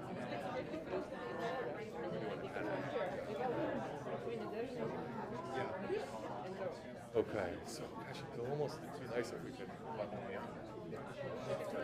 have that MCP, but we have another slide that shows the MCP features, you know what I mean? Relative. It's like buy a car. You can buy a car. Yeah, probably to Use positive. it and go. Great. Is that a good analogy? So, yeah, that's easy. So, Only places where you're allowed to use give a good round number. 350. if you're allowed, What she's getting if at. you are legally allowed to, wherever you're allowed. legally allowed to, You're allowed it. but I'm saying there's two separate things. Buy a car. So, well, And where you can use it. hi, Jillian. Doing all right. How about you? Exactly. Same thing with zoning and land use. You can zone something, but then you can only use it in permitted places. That's what I'm trying to get at. You can take a car and ram it into someone's house. Can someone take a car and there's rules. I know, there's rules, right? There are rules, do you agree? That's the analogy. Very short and sweet. Imagine a car.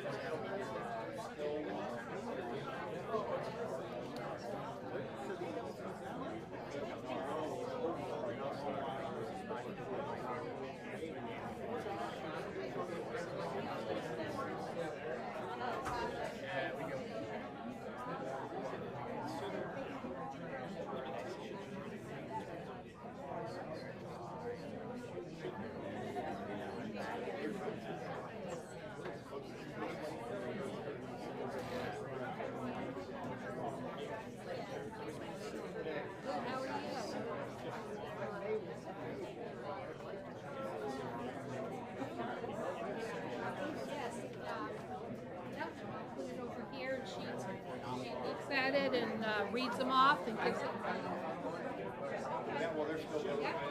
Yeah, and if you have your email address on there, she'll let everybody be on an email. I think they'll probably have to do another day.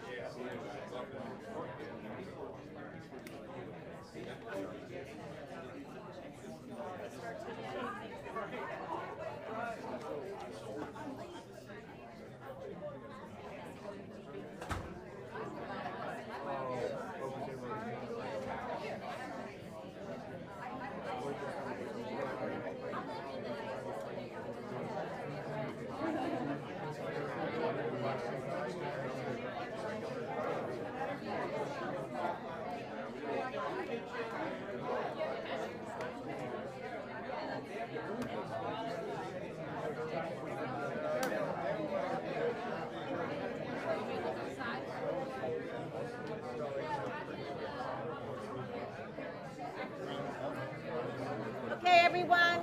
We're going back on the record. Please take your seats.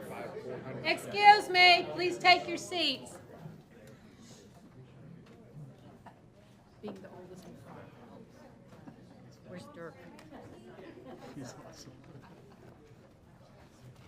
Did I scare you?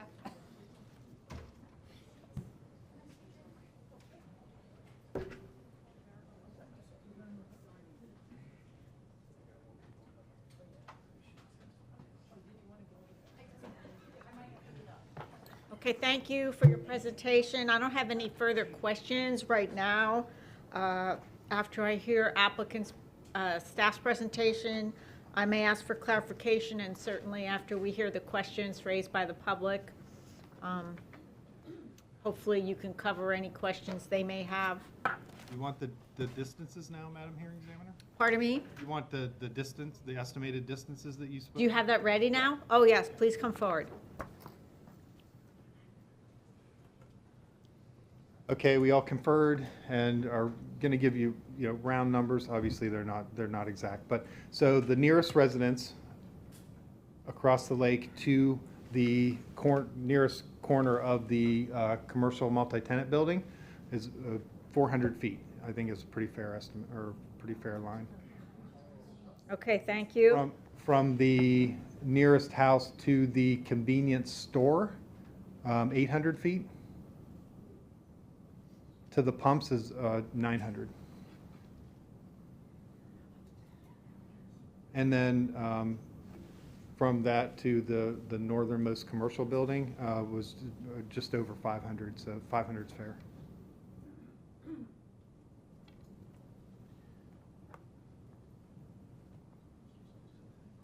That's it. Thank you. You're welcome.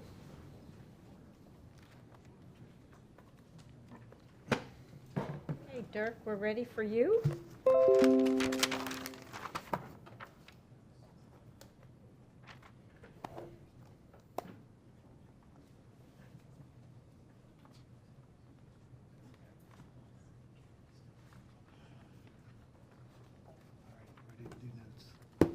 For the record, Dirk Danley. I wanted to hand you a couple things before we get started.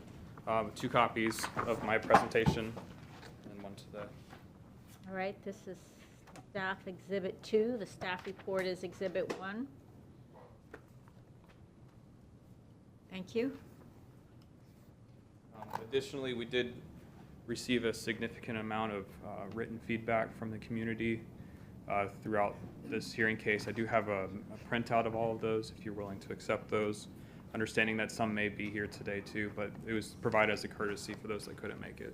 So this will be Staff Composite Exhibit 3.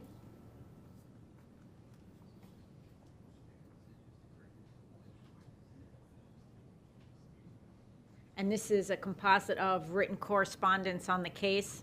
Yes.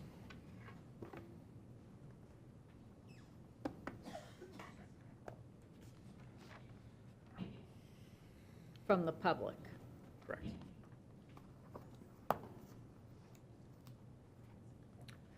Okay, thank you. That has been marked.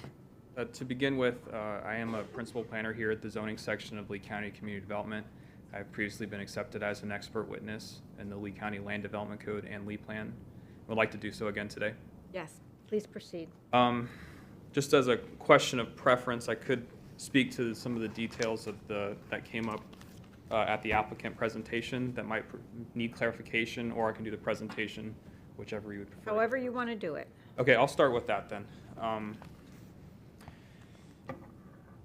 So regarding the 48-hour letter, there are the 2 points of disagreement, that one of which has been clarified is the type A buffer requirement along the WildBlue landscaping tract. We are in agreement that type A buffer doesn't require shrubs typically, and we agree with using trees instead of shrubs for that area.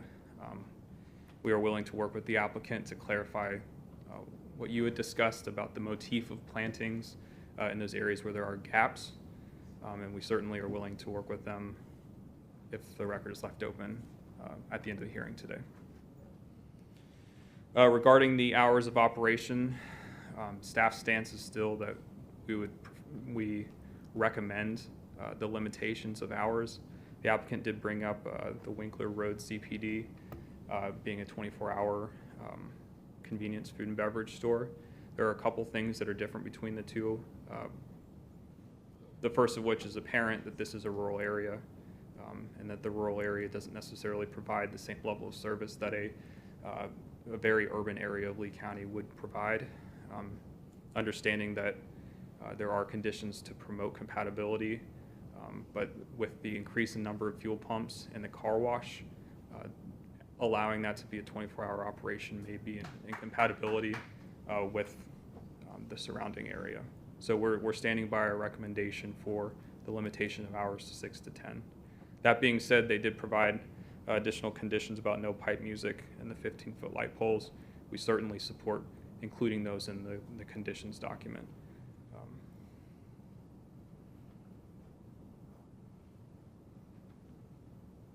To speak briefly on the proportionate share for the signalization, just to make sure the record is clear, there are improvements going along Corkscrew Road that Department of Transportation are doing currently.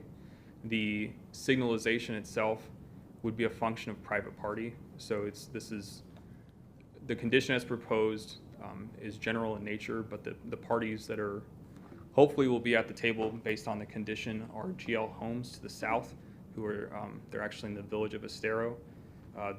My understanding is they're present here today because they have interest in that signal. The residences of WildBlue are residents, HOA or developer for WildBlue, and then Creighton with the commercial tract. I understand that the signalization of this intersection was preordained and has nothing to do with the subject request. Subject request does not trigger the need for it in any way, and there was already provisions in the WildBlue development approvals that required participation in its funding. Correct. So the condition in here is really just acknowledging something that is going to happen outside this zoning case. Correct. It's not contingent on this zoning case. Correct. Correct. I did want to talk, because it's not in the presentation, about some of the supplementary land development code requirements for certain uses. The applicant brought up animal kennels. There is a requirement in our code for additional setbacks with animal kennels, with outdoor runs. It's a 200-foot from the property line. So that really significantly limits where animal runs would even be able to be located on the property, seeing as most of the property, if you exclude the drainage area, most of the property would not be able to accommodate an outdoor run. So the places and where the outdoor run would be located would be extremely limited. We didn't include additional conditions on that because it is somewhat of a self-limiting use based off the land development code. And additionally, the applicant referenced it in their presentation, but 341353 does have additional landscaping setback requirements and additional development requirements for convenience food and beverage stores. It's already baked into our code. The additional conditions that have been brought to the hearing examiner and the applicant's staff report are over and above what the landscaping or the land development code requirements would be for a typical gas station.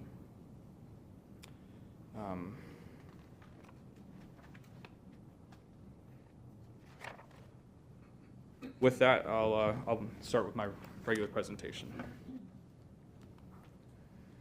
The applicant's already gone through and explained the request, increase the number of fuel pumps from 8 to 16, include a drive-through option with the convenience food and beverage store, update the master concept plan, include the detail sheet for the commercial tract, and then amend the schedule of uses. Just to reiterate some of the history here, the original zoning did include 1,000 units and 40,000 square feet of commercial uses. There was a number of amendments, as the applicant already stated, specific really to the residential uses interior to WildBlue and not so much with the commercial tract. So the list of conditions and deviations that are presented with the staff report represent a codification of all prior approvals, is that correct? That's correct. And the master concept plan? As the applicant provided, the 48-hour letter does also codify all the previous zoning approvals. Okay, so since this zoning approval is a codification of all prior zoning approvals, there needs to also be the master concept plan that pertains to the remainder of the project. Correct, Okay. which is included with the staff. Okay. But there's no changes to that? Correct. Except for maybe updates to deviation references, but aside from that, there are no changes to the rest of it. Just going back to the developer agreement discussion, there was an increase of 96 dwelling units to 1,096 dwelling units for WildBlue. The developer agreement is in effect for 20 years. The statute, which was reflected in the developer agreement, does lock in those previously planned policies and land development codes. And at the time of the developer agreement, the new development intensity included 1,096 dwelling units and 40,000 square feet of commercial uses. There was no discussion on the number of fuel pumps during the developer agreement time. So when we talk about fuel pumps, the applicant's already appropriately stated the land development code, when the convenience food and beverage store use is included in a schedule of uses, the number of fuel pumps defaults to 8. And so the reason why they're in here today is to increase that number of dwelling units, or increase the number of pumps to 16. This is just an area map. This shows the location of the subject property. This is the master concept plan, and this is kind of a superimposing that shows the site plan with the aerial for the surrounding residences. The applicant's already talked about the detention area in the rear, and then the orientations of the buildings and the landscaping and the associated wall along the lake. The applicant's already gone through most of the decision-making criteria, but what we'll do is we'll go through the LEED plan analysis at a little bit greater length than what the applicant provided, just to discuss how we got to where we are today.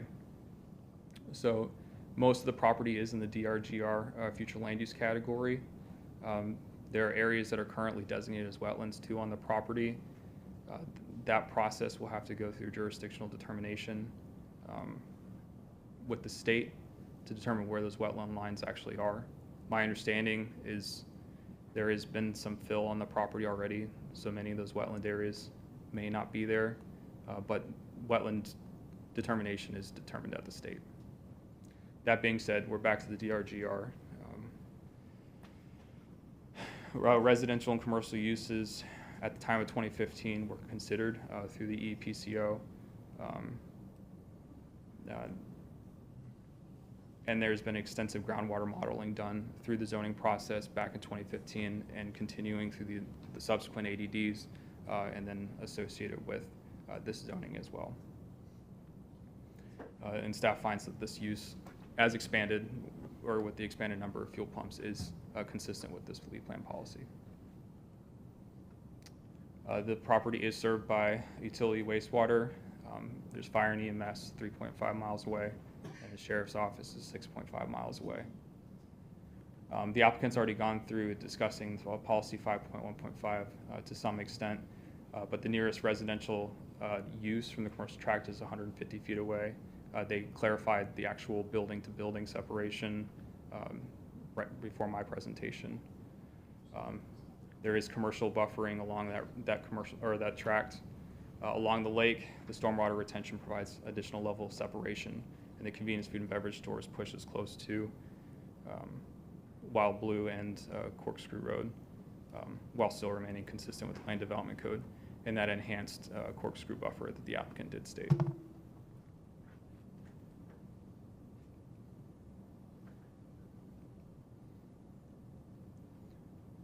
During the review of our application, and will be reviewed again at time of development order, commercial land uses are subject to a handful of policies about traffic, landscaping, screening and buffering, compatibility, open space buffering, and then prohibiting areas to premature and scattered strips development. Staff would like to note or reiterate that this tract has always been considered for commercial at the dawn of the Z15 original zoning case for WildBlue. Just speaking to mixed-use development from Goal 11, this request does promote mixed uses that were originally anticipated with the WildBlue MPD. And just to put on the record, this property is zoned mixed-use plan development. There are minimum thresholds for mixed-use plan development, including a minimum of more than one use. So obviously the property does have the necessary residential component, but to even meet the threshold for a mixed-use plan development, they need a minimum of 30,000 square feet of commercial entitled to the property. So when this was originally rezoned, that just further promotes the fact that there was commercial considered on this property at that Z15 case. Just speaking to Objective 33.3 in the Southeast Lee County Community Plan area. When this went through the original zoning back in 2015, there was an exploration for opportunities to preserve and restore strategic hydrological functions and wildlife connections. WildBlue has most of that infrastructure set up already on site. There's a significant amount of open space, and those, like I said, those hydrological connections have already been created. The tract where the commercial is located was somewhat separate from those connections and everything that was done from an environmental standpoint, and was kind of set aside for commercial uses in the future.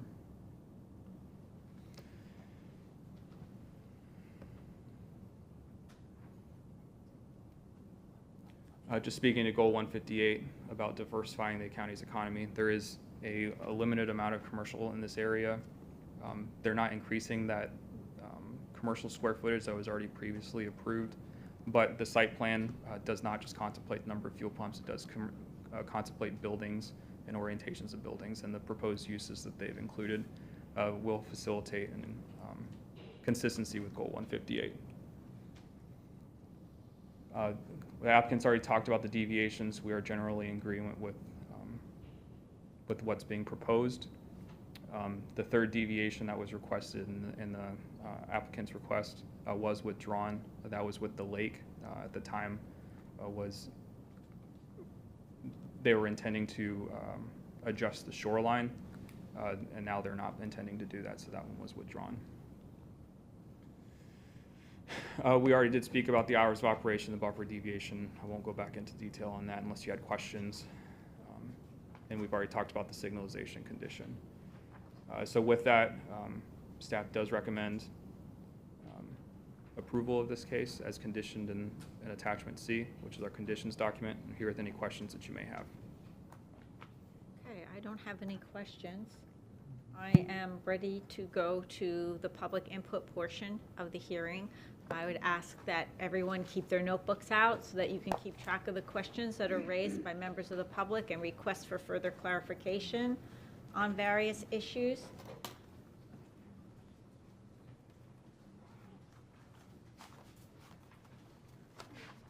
Members of the public, I am going to take input until 12:30. Then we are going to take a break for the court reporter and for me and for you to stretch our legs, rest our hands, and get a bite to eat. And we resume at 1:30. This is assuming if we're not done in the next hour and a half, which we may be, in which case we'll go back to the applicant, find out how much time they think they're going to need to address all your questions. And if it isn't that much time, we might power through to 1, but I'm definitely going to take a break by 1 for the court reporter. When we resume after the lunch break, wherever we are in the hearing, we'll just keep going forward until we finish. If we do not finish, around 4:15, I may take a break and ask my staff and zoning to come up with alternative dates that we can continue this hearing so that we can wrap it up before the record closes. So just to give you a little heads up about what's coming. I'm going to call these names in order. One thing, if you're reading your comments, that's fine. If you have a written copy of the comments you've read into the record that you would like me to have, you can enter that as exhibit, but it is not necessary because I have the court reporter transcript, which I will be relying on heavily after this hearing when I go to prepare my decision in this case. Dennis Palmer.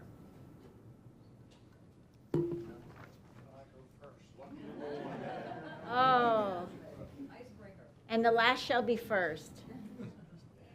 I'm not staying till 12:30. No, I'm just kidding. Thank you for coming. Thank you. My name's Dennis Palmer. I'm a resident of WildBlue living on Aqua Shore. Thanks for the opportunity. I'd like to speak just a couple minutes on the ingress and egress of the location. Hang on a second. Dirk, can you get an aerial up of the project? Go ahead. Oh, you know what? Could we leave the site plan up? Oh, okay. Leave the site plan for now. Thank you. So your comments on ingress, egress. Ingress and egress of the facility. So I'm not an expert. I'm just a resident, interested. I'm concerned about inconvenience, layperson. Don't tell my wife that. She thinks I'm smart. But so I understand the commercial. I want to put aside the permitting, it's a permitted use, those issues for now. But I'm really concerned of the layout on this property. I think it's going to be a great inconvenience to the residents of WildBlue, and here's why. So the traffic engineer, I forgot your name, Reese, I believe. Reed Fellows. Pardon me? Reed Fellows. Yes, he provided a traffic count on Corkscrew, I believe. Not so much the usage of the site, but the impact of if I understand you correctly, the increase of traffic on Corkscrew. I have no idea what the usage and traffic count will be or the number of vehicles going to this site. I think it's going to be pretty high. And based on the developments that are planned further out east, some number, maybe a couple thousand. I have no idea at the usage of this per day. But for every one of those vehicles that go into that site, every single one will come into conflict with the community's access to the community, either in or out. So my point is, they come in and they go in this way. So there's a conflict with every vehicle that goes into that. So call it 2,000 times a day, whatever that number is.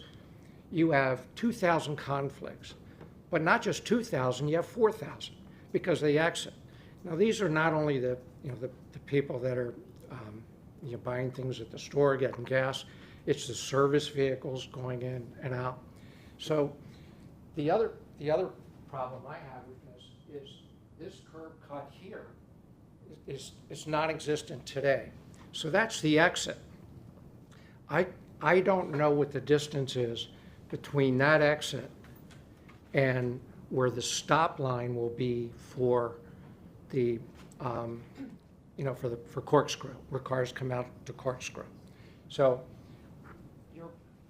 your exit will be here, but the distance to me looks awfully small, and I think Google tells me that the average car length is 15.7 feet.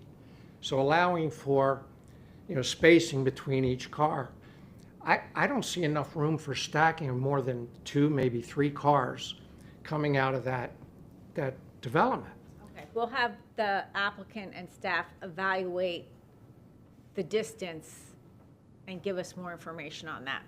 So I believe that's going to be a problem, but the problem is for the community, for the residents that live there, day in and day out, there's going to be this conflict with the stacking and people going into this facility and out. And I think for the rest of our lives, that's quite a burden. So putting the permittable use aside and the NIMBY issues and those things, I think there's a real design problem here. And I think it's unfair to the community that in WildBlue, that for the rest of our lives, we're going to have to endure that kind of traffic every day. And this is the case whether they increase the fueling pumps or not, you're saying it's a that won't have any impact. This gentleman said they're going to come whether you have one pump there. They're going to come. The capacity, notwithstanding. I prefer no fueling pumps. I think, but I'm not here to argue, the legal aspect. I think there's some other folks that have those issues. I'm speaking, my issues are with. So you're interested in exploring a different access scenario? Well, most commercial properties are deemed commercial. And again, I'm not an expert, but they need the high visibility because they're commercial, and they have the ingress and egress right off the commercial, in this case, corkscrew. Now, I know the reason for that is because there's some issues with the development and exit on corkscrew. So, to me, it's becomes maybe this is not suitable for this particular use, because if that's the only access to it, it's placing a burden on the community for the rest of our lives. Okay, All right, thanks. thank you. Please, I ask that you don't clap. If you're in support, I will know it by your comments, because I want to keep things moving. I appreciate your enthusiasm, though. And I'm sorry if I butcher your name, John Buchholz? Buchholz? Holtz? Buchholz. Buchholz. Yes. Thank you. Thank you for coming, sir. Thank you very much. John Buchholz. I'm a resident of WildBlue. I'm also the president of the HOA for Aqua Shore, and I am a licensed architect in the state of Florida. Okay, so Aqua Shore is that this Th- project th- right This here? group here is part of the Aqua Shore development in, So you're the HOA president, Yes, I and am. you're speaking on behalf of the I HOA? am today just speaking as a resident. Okay, thank you. I'd rather not confuse that. There is a lot of questions that are going to be here. I'm going to try to run through these quickly, and I will be offering 2 copies of the questions that I'm looking for, and there are some others that others will be. So I'd like to offer these into record as questions that will be. Do you have copies to give the 2 of them? I can find a Give it to third. me after, okay. Yes, I can find more, and Thank then you. I can also send to Dirk copies going in there. So I'm going to try to go through the different portions very quickly, because there's many people that want to be heard here. One of the main things that we're looking at, since we were talking about the entrance, Okay, so quickly is good, but just. but I'm sorry, I just wanted to try to get through these Have things. mercy. Yes, yes, I will. The entrance, as we talk about, does have issues with queuing. As the other gentleman said, that's one of the main important things of us when we try to come out, and that queuing, when those cars are all lining up to come out, we are blocked by those cars continuously coming out. And if we can only get 2 or 3 cars to the stop sign, it's going to be a major issue when that occurs. The other issue we have is that our entrance was made for our development, our community. We now will have 8,000-gallon gas tanker trucks, if well done, and we could have 2 of those a day. We could have several of those. I have designed several of these centers. You can get 2 to 3 a day based on how much gas is being used here. And if successful, we will have those. These entrances are not made for tanker truck turns. Any kind of decent convenience store or a Starbucks of that nature, which could be in here, requires semis to come in here. Cisco will come with whatever truck they deem necessary, and the major retailers will use semis. So those turning radiuses, we've put them on our drawings, will not make it through these entrances right now. So more than likely, this developer will be submitting a drawing that modifies these entrances. So we wanted 2 things I'm asking for is we have a CDD, WildBlue CDD is the operator of this area. The land is on their land. WildBlue gets to pay for the maintenance. So the conflict here is we would like those to be submitted to the CDD for review, as well as the WildBlue community, because this is our front entrance. And with that comes is how is the queuing? If we have all of this downstream traffic coming in, it's going to queue along that side, which takes one of our lanes out so that they can queue across and get in. So on certain times of the day, it's going to be very difficult for us to get out as well as in, and we have a queue lane over here. There's going to be a lot of conflicts with traffic coming this way, traffic coming this way, and it's in a short distance on this roadway as going here. With that, and I'm going to try to go through as slowly as I can, is signage. We're going to have new curvature here. There's somehow going to be a queuing lane over here to get into here. We have a queuing lane here trying to get in as this is jammed up this way. We'd like signage here that stops everyone from going up here and taking turns. We have been observing the 7-Eleven on Alico Road. There's 2 or 3 dump trucks that are there on a regular basis. There's 2 or 3 rather large trucks that have trailers behind them.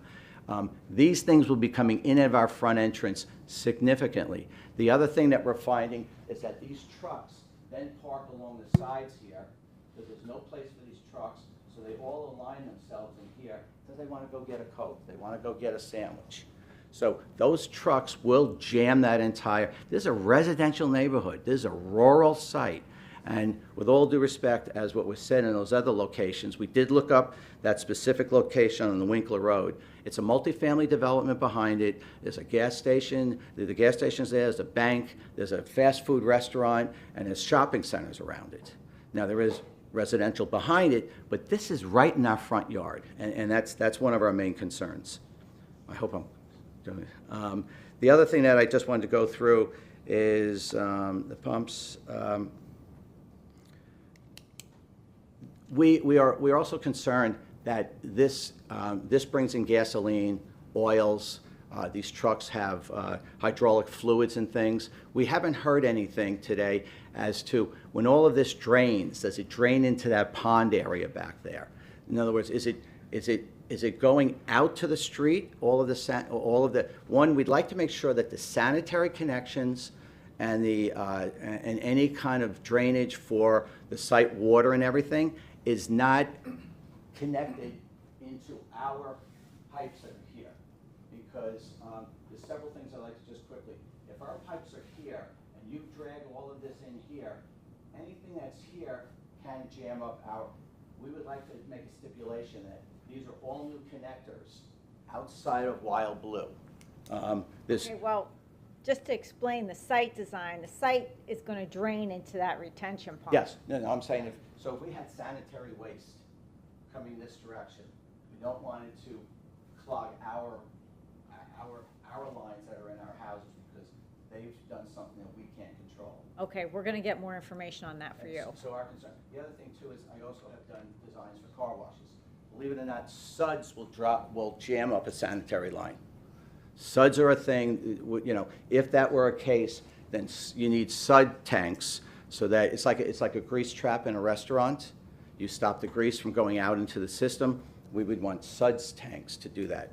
It's not a condition or a question. One of the problems that we have here is typically when I'm up north, I get a site plan. It tells me the photometrics, it tells me the drainage calculations, it tells me where exactly every light is. This is a preliminary plan that could be changed in any way, shape, or form between now and the time they go in for permits. They just have to keep the square footages correct, but this can switch and kind of move around. So we have no say. It's sort of like, this is it, you know, and we appreciate you hearing this, and we appreciate the developer coming in. They did come to our community and show us these things, and they have some of these things they're offering, some of these things they have to do. Are you concerned that perhaps the convenience store will be positioned closer to the residents? It can change, and we don't get to see that. Here, just as an architect, if I were looking at this, I see this as kicking further to the houses, and you can't see any of this. This building should be placed this way, and it gets us further away from here. Every single storefront could be seen from this direction.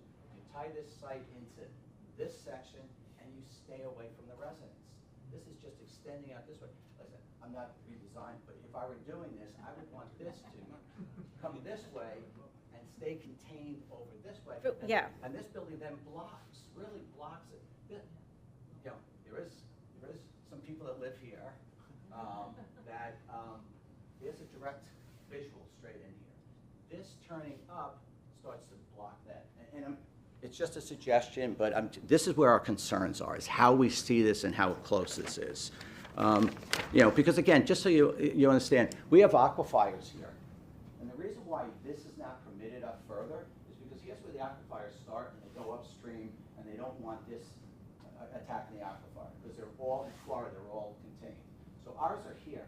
Look how close this is. So anything that gets into here, This is a canal. It's not really a lake, it's just a canal, which ties in to Latitude Lake, which then ties in.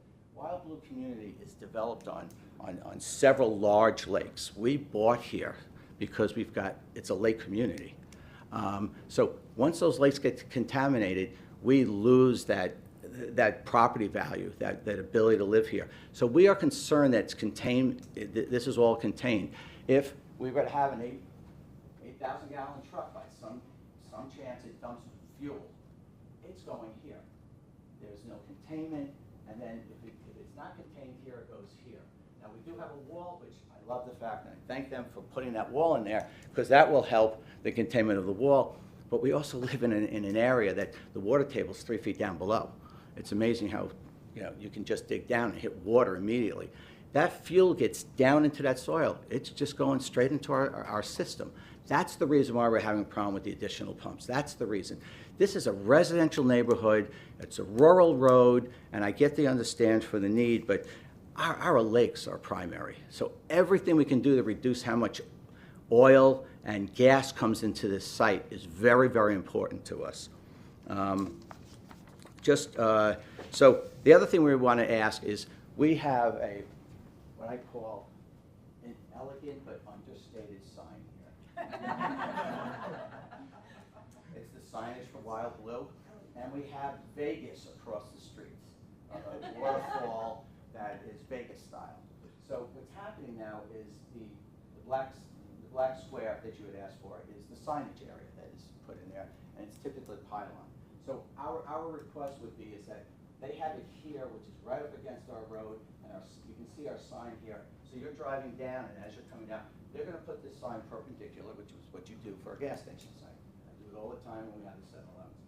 I'd like to ask if we can move that away from the entrance. One, we also have sight triangles. When these cars come up, there's a sight triangle that's by, and the engineer will know that, and he'll apply those sight triangles on there.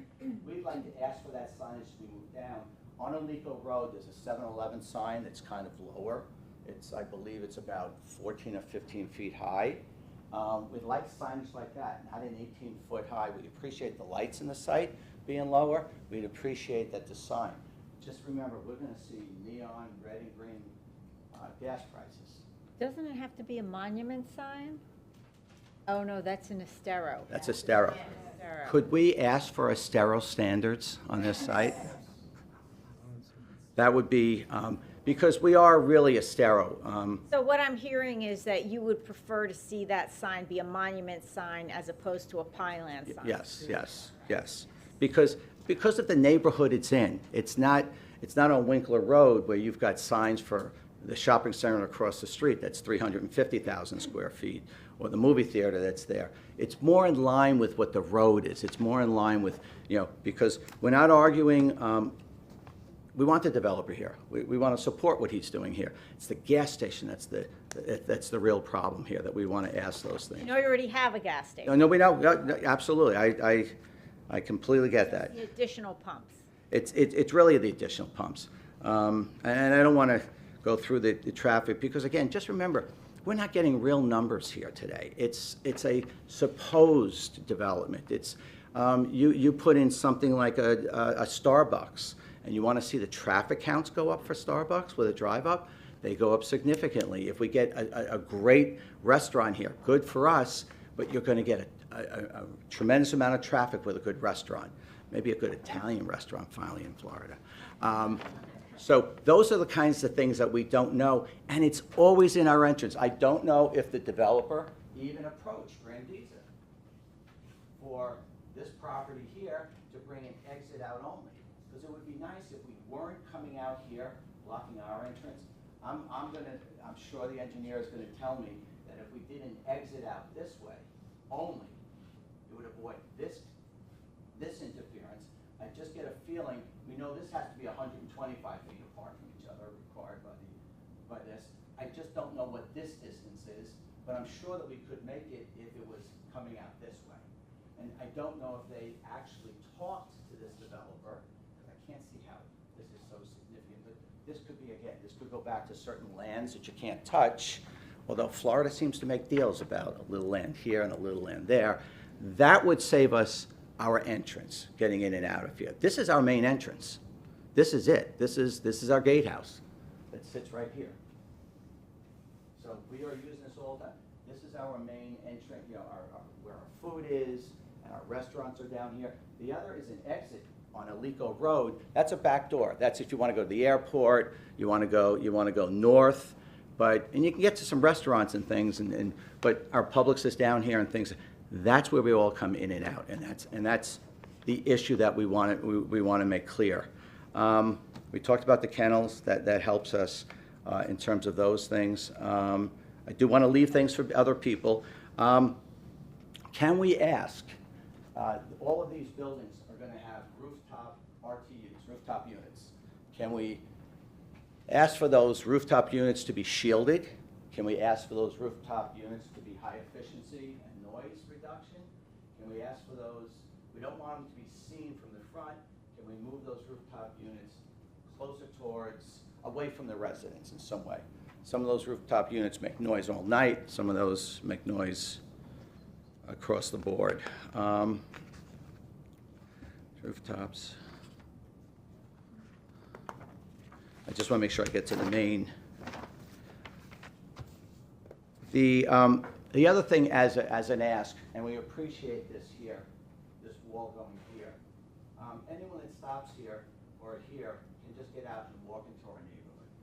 Is there any way that we can ask them to, when this wall ends here, can we put a fence across here that keeps these are people that we don't know, these are people that come and go here, that this area be fenced so that in order to get into our neighborhood, you have to walk out this entrance or you have to come out this way. Can we fence this area? I know we have minimal landscaping here. No one's going to see a fence here. We want to keep people from getting to here. We right now see people driving up here and fishing and sometimes fishing here. We want to ask the county to put a gate here that stops people from getting onto that property. So if there's any way that we can get fencing across here, they can always walk across here and then walk. But we're trying to concentrate it, not making it too easy out of back door and running or coming out of back door and heading that direction. So it's safety and security for our neighborhood is that we are concerned about into that area. Pylon sign.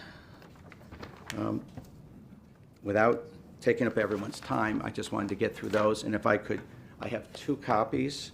I can get more. Does Dirk get those, or do you get those? Oh, well, give me the 1 copy and give the other copy to the applicant. Thank you.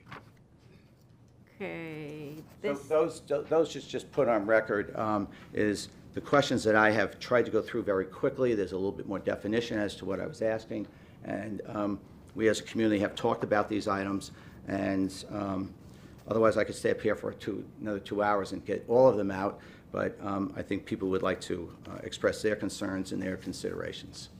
Thank you. Thank you very much. Irma Fonseca?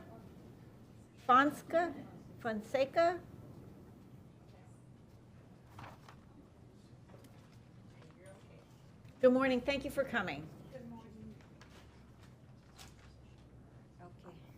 Okay. All right, so I have kids, and that's the main concern for me, that they go to the bus. Sometimes they walk, sometimes I drop them off, and they go at 6:15 a.m.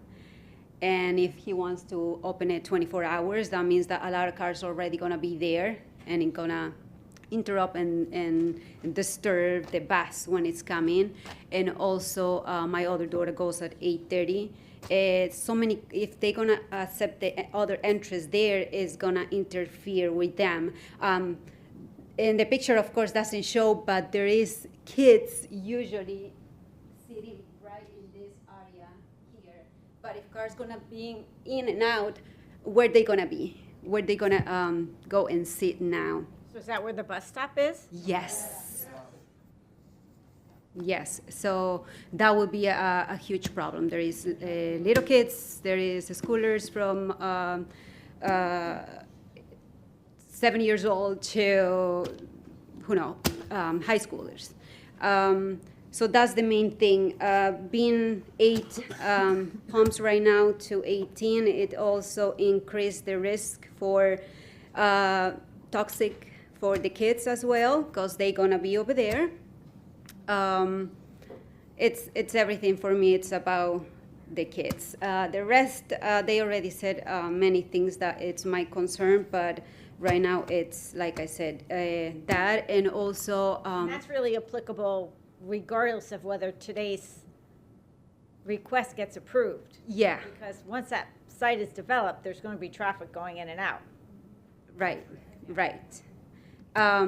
So if it's possible to have, for them to do an area where the bus stop is going to be, you know, so that way the kids are going to be safe than right now. There is no safe for them if they just do the gas station. I'm not sure if they said that it's going to be alcohol in the store. Yes? Okay. So my daughter, one of my kids, I have 4 actually, she works in a gas station right now for a month. And she's like, Mom, I need to quit because there is a lot of alcoholic people that comes over and they make a lot of problems there. They have to call the police all the time. So that's problems we're going to have.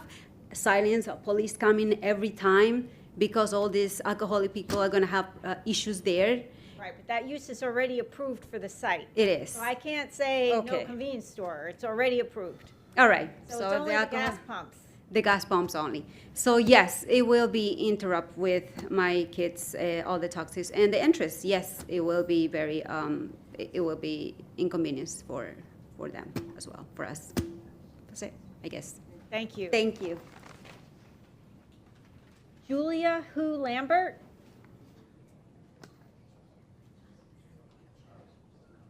Hello. Good morning. Thank you Madam for Paul. coming today. Thank you for having me. I know you mentioned who am I, and for me to point out on a map where I live. If you want to, No, yes. but I would love to in this case. Because this is very important, because I also represent some of my neighbors. We live on this Cul-de-sac. Yeah, cul-de-sac.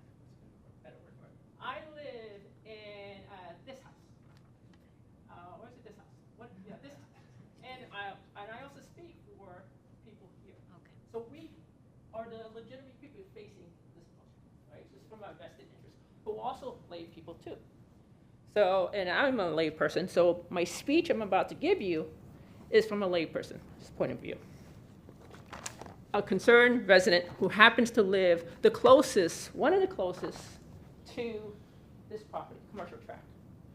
Okay, I'm just going to have you pause here. I'm sorry. I have a question. Did you prepare line of sight exhibits from the residents across the lake? We did not.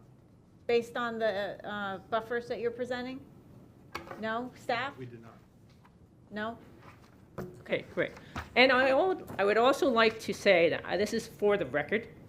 So I'm about to say my speech. Hopefully it'll be impactful and abbreviate some of it because out of respect for my colleagues and my neighbors, whom I love very much. And I'll have a lot of details set forth. And I also have some picture representation. Well, don't feel like you have to truncate it. You can speak as long as you like here. Okay, thank you very much, Ms. Collins. Okay. Oh, yeah, before I start, just want to give you a note. By history, I grew up in New Jersey, so I lived next to the Garden State Parkway, right next to the Garden State Parkway. I know you're familiar with that because you went to Jersey, Rutgers University. You know the Garden State Parkway. You know how big Garden State Parkway is. Huge, massive. And I also had a buffer. But every day I heard that buffer. Every day I heard the Garden State Parkway pass by. It was not just the noise pollution, it was the toxicity that polluted the air. That I heard it every day. Every day. My kids heard it playing in the backyard. We knew it. And what makes matters worse here is this said property, this right here, see this box? Going from this line, if you zoom it out a little bit more, is conservation land. So you just magnified a bad situation tenfold because now the latest decade of conservation movements have been squashed because the developers found a good way to find a loophole and put in a non-conservational friendly item in the documents, as well as they managed to grandfather it, and Lee County is grandfathering that loophole, as well as this amendment we're talking about intensifies it, 8 to 16. That's just intensification. That's a doubling. So whatever magnitude you have, you almost magnify it 5 times because conservation, loophole, and it goes against all the conservation efforts in the last decade. So let's go. Now I'm going to talk about my speech. That was like a personal kind of little intro. Okay, so Madam Hearing Examiner, I have 4 reasons why I would recommend, and some of my neighbors on that list right there, and others as well in here in this space, why you should recommend denial of this application to the Board of Commissioners, or to yourself, or to your family, so to speak. Number 1, the practical implications and precedent set forth by fuel pump stations in conservation lands. You are serving a precedent to everyone, and this will be picked up, I almost guarantee you, by every local, even national news out there. FGCU Eco Club is involved. FGCU Environmental Department is involved, which happens to be, if you look at this map, I can zoom it up, our neighbor. So we are in conservation land, which is all green, all green. Even the C1 commercial tract property, all green. Green means conservation, I love it. Well, that's why we're called Southeast Lee County. This is our section. And right next to us is this red. And behind this lake, see this lake? If you zoom it out, there's a lake right behind it, Latitude Lake. Latitude Lake, we're all connected. Zoom it out. Thank you, whoever that. Latitude Lake, where are we? Oh, here, sorry. Latitude Lake right here. This is Latitude Lake. Conservation, according to your map, your Lee County comprehensive map of A1, we're all green. Green, green, green, green, green. Latitude Lake, this is, a lot of residents are here, they live here. And they also have houses here too, right? If water gets infected, it affects my little lake, tiny little lake. Because it's all connected, it goes into Latitude Lake. And FGCU is right here, wetlands. And guess what this red line has? Electric poles, huge. And electric power plant, a mini electric power plant is right here. So if water gets infused into my little lake, our little lake, Aqua Reserve, our little lake, and gets pushed in, which it will, with contaminated water into this, that's why, by the way, the FGCU Eco, the water school is also looking into this. And you should hear from them too, shortly. So it'll contaminate this area, and it'll go into that electric power plant right here. And you will see, if you come to my neighbor, come to my house at any time, my address is on the sheet, you will see power lines. You contaminate that power lines, impacts everyone. Not just conservation-friendly people, but non-conservation areas too. That's just another point. Okay, now my speech. From a layperson's perspective, the concept of allowing 8 to 16 fuel pump stations in conservation lands appears to fail the practical sniff test. This stinks. And establishes a potential harmful precedent for other developers. By Lee County allowing the developers to use a development's original documentation to bypass the current comprehensive plan regulations called the Lee Plan, as published on the website. I'm sure you have it, because you've referenced it all over the amendment, like you applied to it. You applied to the amendment all over the place, the developers, except for the fuel pump. The fuel pump is where they grandfathered. They're allowing a grandfathering. Regulation seems to exploit a weak and vague loophole that could compromise the environmental integrity of our conservation/sensitive communities. Now, this draft, I've set forth an exhibit herein. I'll show it to you and I'll pass it to you. I can show you a picture. I have it right in front of me. Now what I'm saying in this exhibit is a roadmap of the developer's actions, right? And it is exhibit A. Sorry, I didn't get a chance to, can't get my screen, so you're gonna have to trust me on this one. And you can actually see it too. Okay. Once you do this, GL Homes, Pulte, all the other developers will follow suit. And they're gonna be like, oh, Lee County allowed it, so let's do it.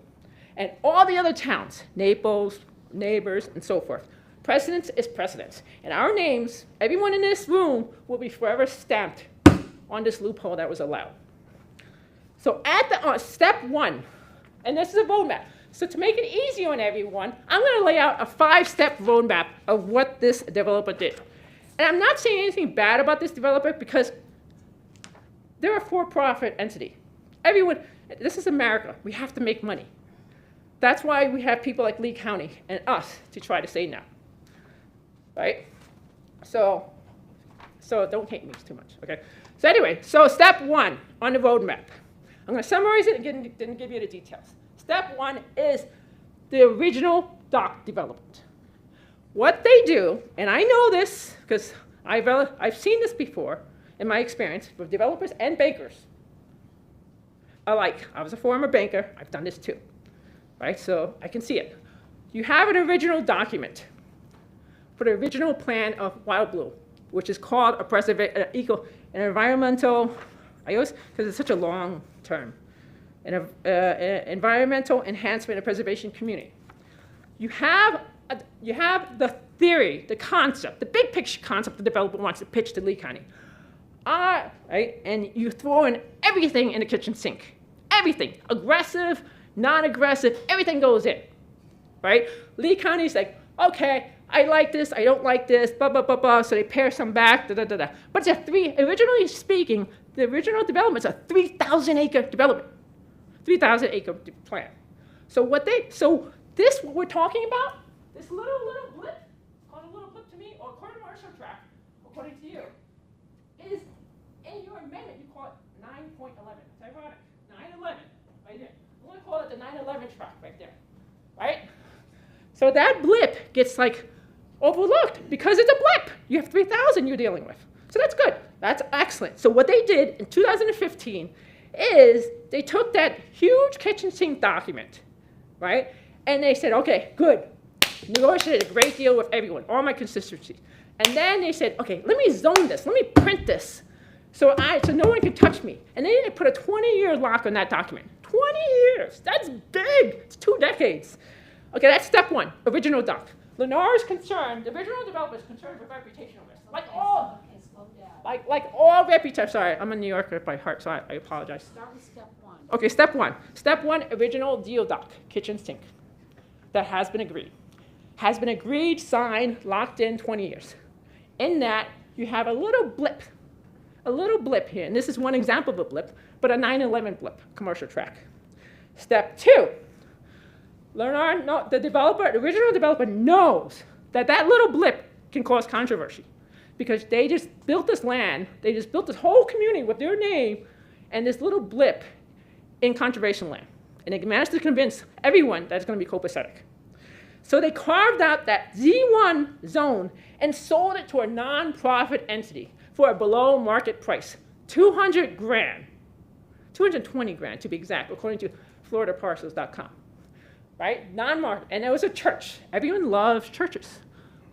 Florida, we love churches, right? That's what it is. That's how we all go to, most people go to church, right? Good. People are happy. Residents move in. Let's take timeline. Residents move in to this church. When that original document was put in, there were only about 0 to 25% of people in WildBlue at the time, 2015. Could be 0, more like. But it was. So the church gets sold. So that little blip, the 911 blip, or the commercial track legally, gets sold to a church. That church then bought it in phase 2 of the WildBlue development. Phase 2 says, Okay, by then, 50%, 0 to 50% of the people in the WildBlue community is right in there. So they're like, okay, I like churches. That's good. Copacetic. And then somehow, magically, that's developer number 2, the church. Now we're dealing with developer number 3. Developer 3 somehow magically in 2000, the developer number 1, the church, define that. The church listed the property for $3.6 million. And this is all in FloridaParcels.com. That's called phase 3. They listed it. But by then, 70% of WildBlue is already occupied. Right? So then, fast forward, 5 months later, a new developer, Crichton Companies, who's gas station friendly, gas station prone developer, buys this property for $3 million. Right? So the church made a nonprofit entity, keep in mind. They bought the property, actually no, according to FloridaParcels.com, they bought it for $120,000. Sorry, my math was off. $120,000 off below market price. And then in June of 2022, developer 3 bought it for $3 million in phase 3. By then, approximately, I'm not rough numbers because I'm a layman, 75% of WildBlue has already been filled. Right? That's the majority of WildBlue. We had no choice. 75% of the residents had no choice of the matter and did not know about this. Even the remaining 20% that hasn't been occupying a WildBlue is questionable if they knew.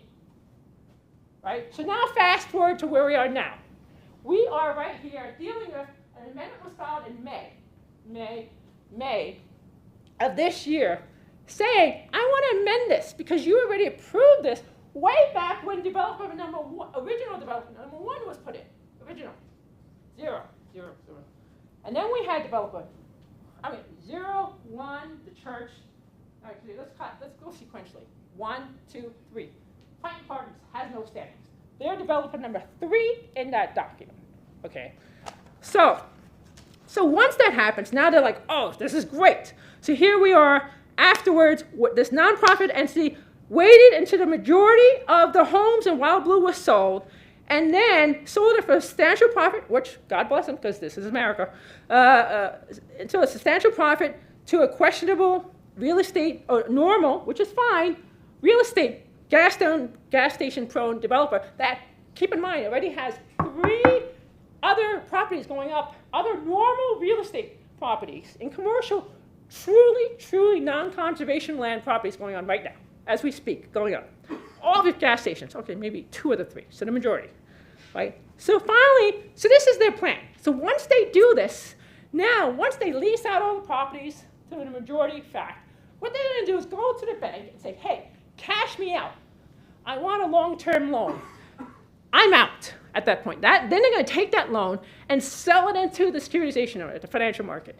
And then they're out. And they're off to the next property to do. And the next possibly conservation land to do. This is what I mean by this, a precedent.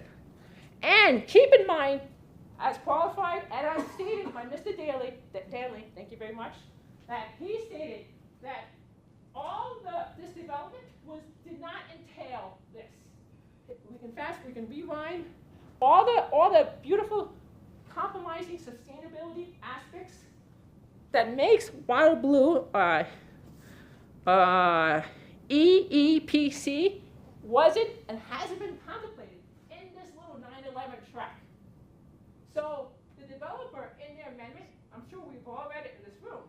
If you notice, every question, point by point, almost every question, the majority, because I could be wrong because I'm a layperson, almost every question was point by point referring to WildBlue's efforts in making this a sustainable, environmentally, conservationally friendly property. But if you notice, which is weird, it's kind of, they're using circular logic, right? They're saying, yes, we're part of the WildBlue master plan, but however, we just got confirmation by your own Lee County person, it wasn't envisioned.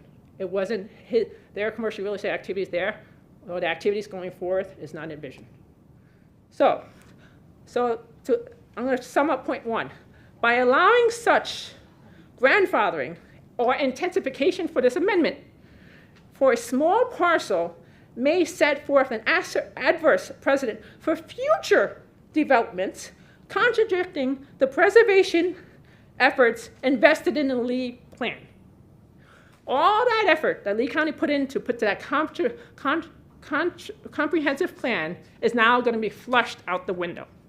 Also, another point on that controversial point, your own Lee County examiner, your deputy examiner, who actually I love, by the way, her name, because I read her papers and everything, her name is Andrea Rivera, right? She put out in 2016 document to all developers that says 8 practical tips for buying land. Use due diligence in Southwest Florida. Point 1 and 2 talks about zoning. That's point 1. Point 2 talks about land use. You got the permission for zoning, congratulations, of this 911 C1 parcel in 2015. Congratulations. You convinced everyone. Congratulations, you got it. Because that's why you said fuel pumps are, it's in. Now, land use. Your own Miss Rivera, Madam Hearing Rivera, Examiner Rivera, she wrote in land use. This is exact quote. Many people get land use and zoning confused, but they carry separate and distinct designations, which each carry development parameters for your property. Land use, she goes on to say, land use can be thought of as a large umbrella of regulations under which the zoning implements specific regulations consistent within that umbrella. That is typically where can you find density and intensity limitations of your property as well. So what she's saying is there's 2 umbrellas. There's a zoning umbrella, which she got approved, congratulations.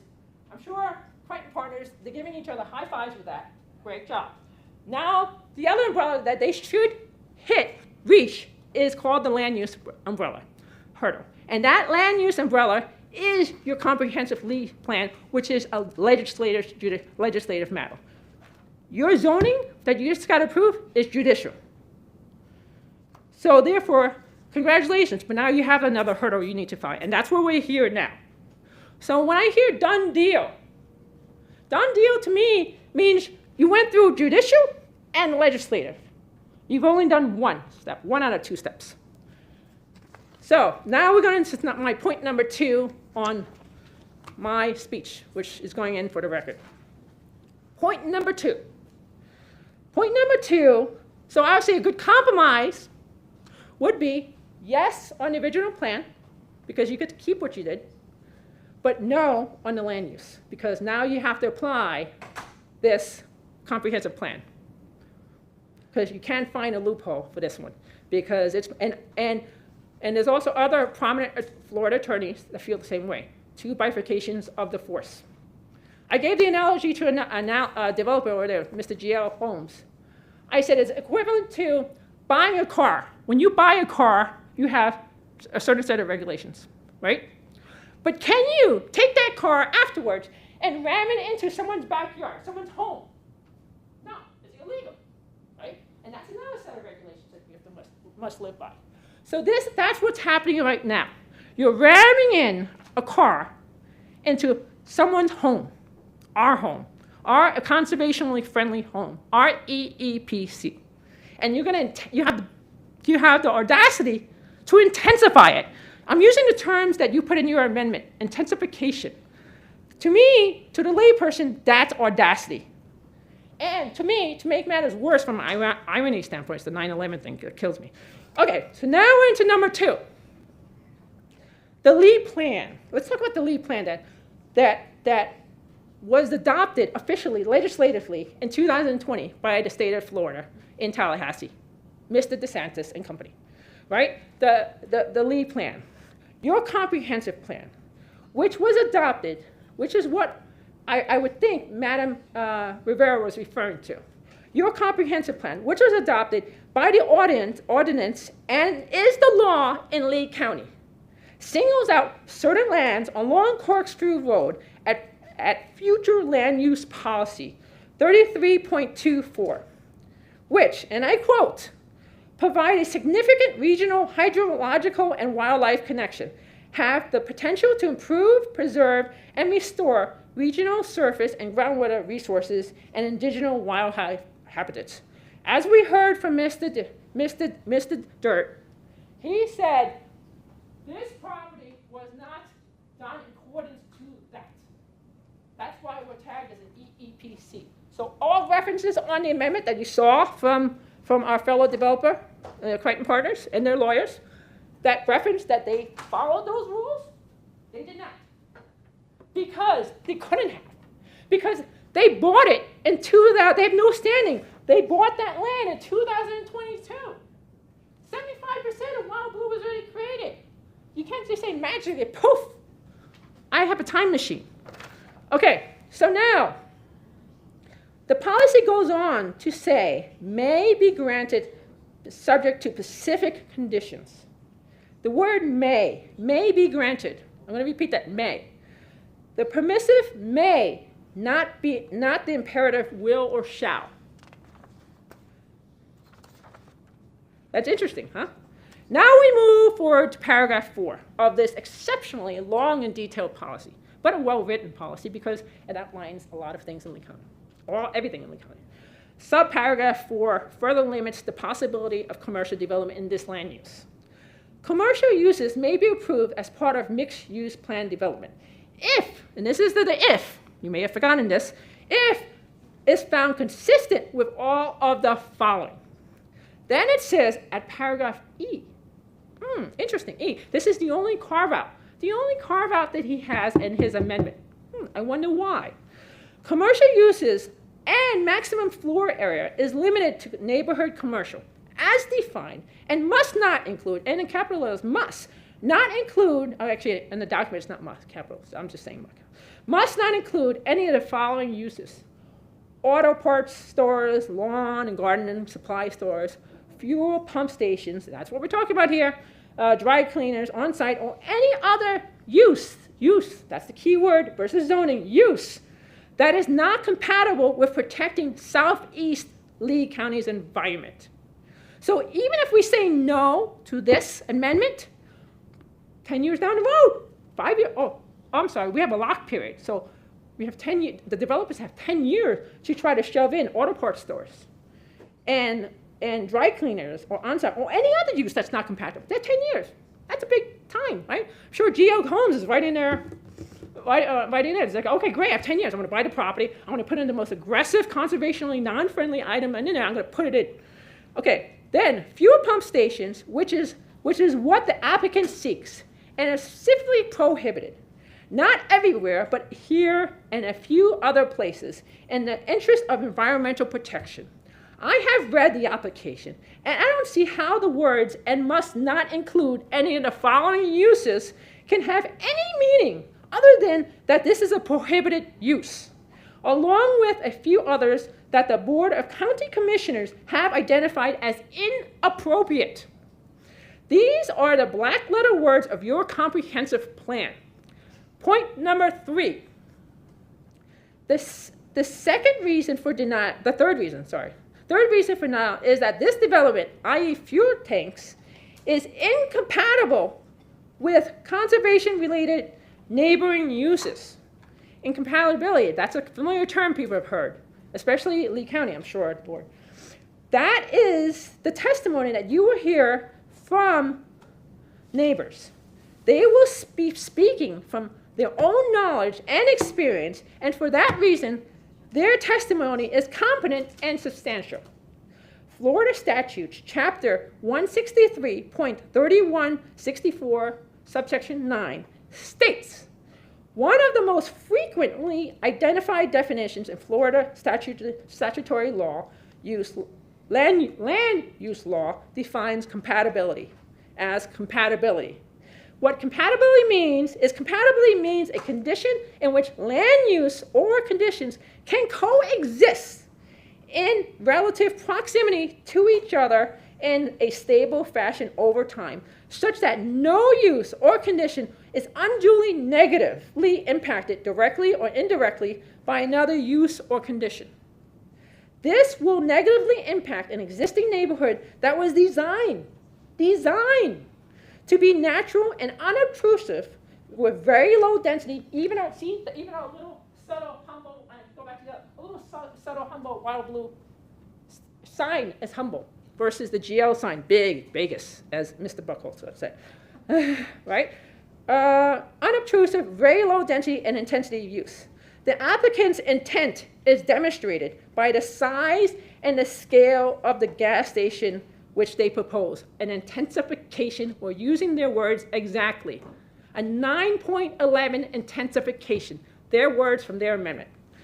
Point number 4, the residents of this subdivision have, some of the residents, I don't say most, I'll say most, I hope people agree, I think most, I know my neighbors in this cul-de-sac or blip, as you want to refer it, just like your commercial tract is a blip. Our little section is a blip. The residents of this subdivision have purchased their land and have built their homes relying on the representations of the original developer. Back in 2015, that was developed. You guys inked it. You inked the kitchen sheet development agreement. And also upon the county. You put out the lead plan out there.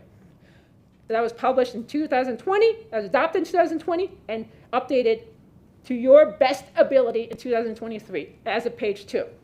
In the policies embedded in the lead plan, they have, and I'm going to underline this, investment-backed expectations. In the money and the labor that they have spent on the land, dwellings, and amenities, but also in the property taxes and rates in which they pay to the government and to the utilities and to infrastructure providers. They have a right to expect a high level of service and transparency, which includes, among other things, keeping the promises of the comprehensive plan and their original developer, not the blip that's going to now provide intensification, detrimental intensification for everyone in our community, as well as all conservation efforts. We urge you to honor those commitments. Madam Hearing Examiner, this concludes my testimony. Thank you. And I'm sorry, I'm going to give you... Do you want to give me an exhibit? Absolutely. And by the way, so this is the, I'm sorry, I didn't have the foresight to, this is my first one, so I didn't have the foresight to give you copies, but make no mistake, I will give you a copy of this. So this, or I can make a photocopy. That's all right, I'm sorry, I can. This. And also, this is the, I don't know if you've seen it, but your colleague's article. Okay. Here. And also, this is that timeline I wrote. That this came from Florida Parcels, and this came from my Okay, thank you. Thank you. Thank you very much. Applicant, we can make copies of this for you Oh, if you're great, thank you. interested during the break. Thank you. Perfect, I'm sorry.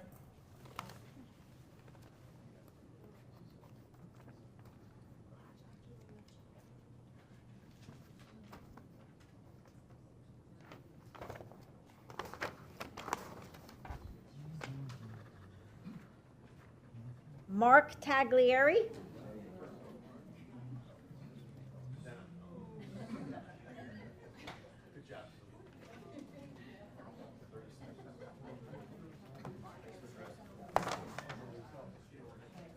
Yeah, I'm Mark Taglieri. I wanted to first say something. No one feels worse about what's going on here than me. I sold a lot of those homes as a salesperson. I live in the neighborhood, but I also sold a lot of those homes, and I hate to see my customers having to go through this right now. But as a resident and seeing what's there, I just want to read a few notes here. First, I'd like to thank the developer team and and Fred in particular for considering all of us with a beauty salon and a fitness center at that location. I appreciate that you find that to be favorable to us, and it means a lot to us. A couple things that I thought of. We do have a new Wawa that I think was left off the map of gas stations that's going in at the Lowe's Plaza down Corkscrew Road. That puts us over about 100 pumps, I think, once you add that Wawa in there. So to say we need more pumps at this point in time, I don't find that to be accurate. State Road 82 is 13 miles away. There's also plenty of land out there for gas stations that can accommodate anybody that's coming from State Road 80 through to down Corkscrew Road. So there are opportunities for these gas stations to come up in the future. And I know the application pertains to the pumps, but this is important. Somewhere along the way, this got approved, and it probably shouldn't have. There wasn't a whole lot of thought that went into it. As far as the early risers and the third shift workers that were preferenced earlier, early in the morning, those people, there's plenty of opportunities for gas stations that don't have high traffic, 5 a.m., 4 a.m., gas stations are open, they won't have a problem getting gas. And this gas station is not needed for those people. Significant congestion at that intersection. It's been talked about, ingress, egress, the stacking. I know you mentioned having a difficult situation down in Naples at a gas station with limited pumps. The stacking coming out of that egress onto Corkscrew Road is going to be horrible for everyone. It can be a problem for safety vehicles in and out of there, ambulances, fire department coming in and out of there at the bad time. And it's going to be a problem as we continue to look at that. Safety of the children was identified. Irma did a great job with that, and I've seen it. I go in and out early every day. I see the kids sitting there waiting for the school buses. I see them with their parents. That's going to be a major issue that has to be considered. I can go on, and I know that a lot of these topics are going to be taken into consideration, but I would say at a minimum, the developer should be required to enhance the buffer, and not just at 6 feet. If you go across street to River Creek, they built an enormous berm with an enormous wall and the most ridiculous entrance monument I've ever seen at any community down here. So a berm with that 6-foot wall, with the type F consideration to it should be taken care of. In addition, I think that the developer should take on significant expenses with not only the stoplight, but the redevelopment of that entire entranceway to make it appropriate for people to get in and out of the community safely. Because I think we're going to have some problems as far as aggression. I think we're going to have some problems as far as accidents, road rage, all of the things that we have in high intensity areas. So overall, I find the rationale for many of the items that I heard here today from development side as insensitive to the residents, lack of discussion about their concerns for the environment as well. And I thought there was a lack of thoughtfulness that was put into this plan to accommodate the 1,100 homes, and not just the 1,100 homes in WildBlue, but the 600 roughly homes that are being built over at River Creek. So I would encourage you and your staff, anybody from the county, to drive out there, put your eyes on it for yourself, walk the area. I'll be happy to meet with you, John, this whole group will all meet with you, because they've been getting together for months now, and walk the area and really put your eyes on what we're up against here. Because this is, I'm here 12 years in Lee County. I don't see any commercial development that has been laid out like this anywhere in Lee County. So, thank you very much. Thank you. Dawn Bray? I gotta go. I love you all.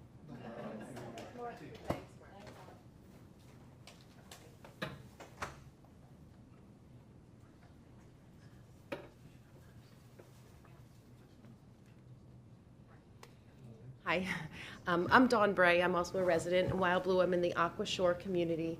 And like Mark, I also sell real estate. So I will be brief. But I do want to just kind of talk about, and I know that it's already been approved for the 8 pumps. And I think that if there's any way that we can possibly mitigate it and keep it at the 8 pumps for various reasons. But I did do some research. And when you look at property values, one of the #1 industries that decreases the value of properties is a convenience store and a gas station. So gas station with 8 pumps, you would think, would have less of an effect as a gas station with 16 pumps. And of course, I know that we did talk about the 24 hours a day. Such a property would mean people driving in and out of our community 24 hours a day, loitering at the property 24 hours a day, buying lottery tickets, cigarettes, beer while they're filling up their tanks. And they do have a direct correlation with an increase in robberies, accidents, traffic, pedestrians, all of which would also affect our property values. more pumps, more traffic.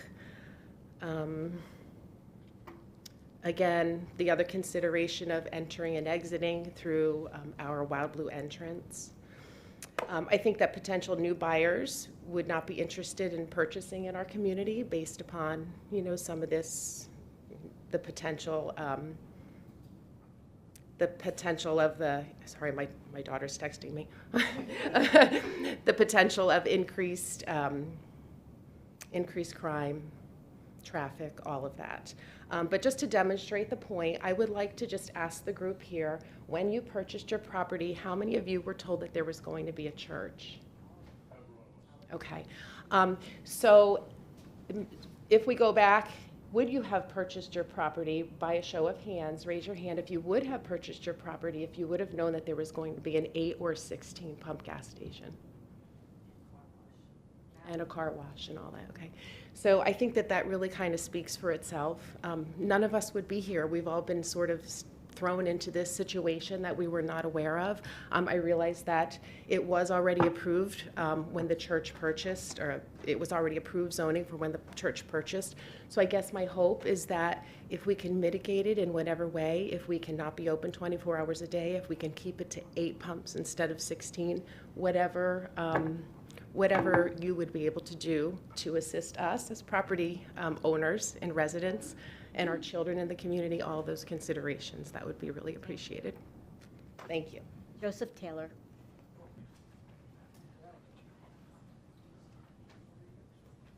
Good afternoon, Madam Examiner. My name's Joe Taylor, and I live on Marquesa. Can I get the other map, please?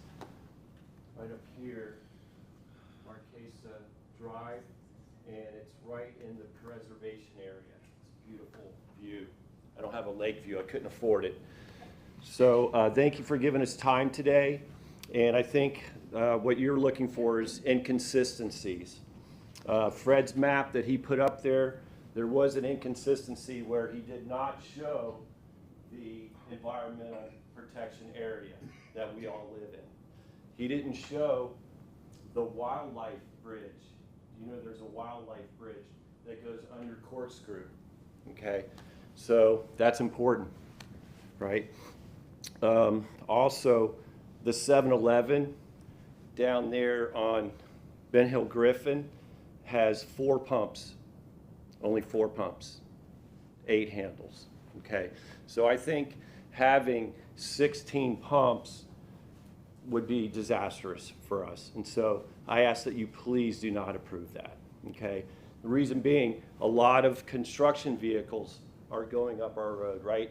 Gravel trucks, dump trucks, cement trucks, and for all of them to go in there like that, it would just be horrible. So, thank you.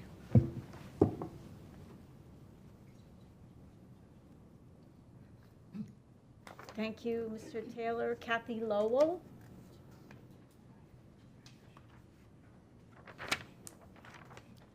I'm going to break for lunch at 12:30. Hi, I'm Kathy Lowell. I also live in the community. I'm a little further back, but I am also a realtor in the community, so I too have sold properties to many clients.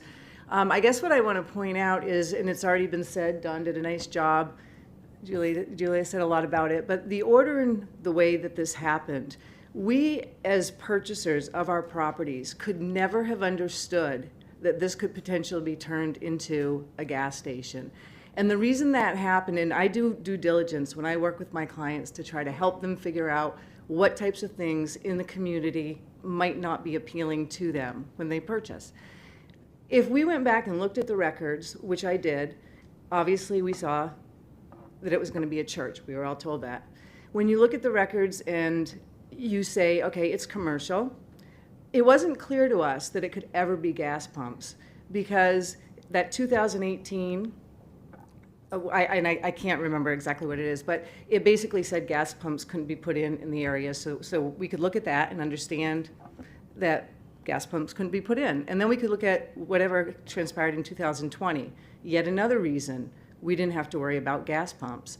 And then all of a sudden, there's a loophole. And somehow, after, as we stated, so many residents purchased, all of a sudden, gas pumps could go in. So it does affect us. It affects us because as residents, we're going to have to live with the outcome of this. We did not buy into this.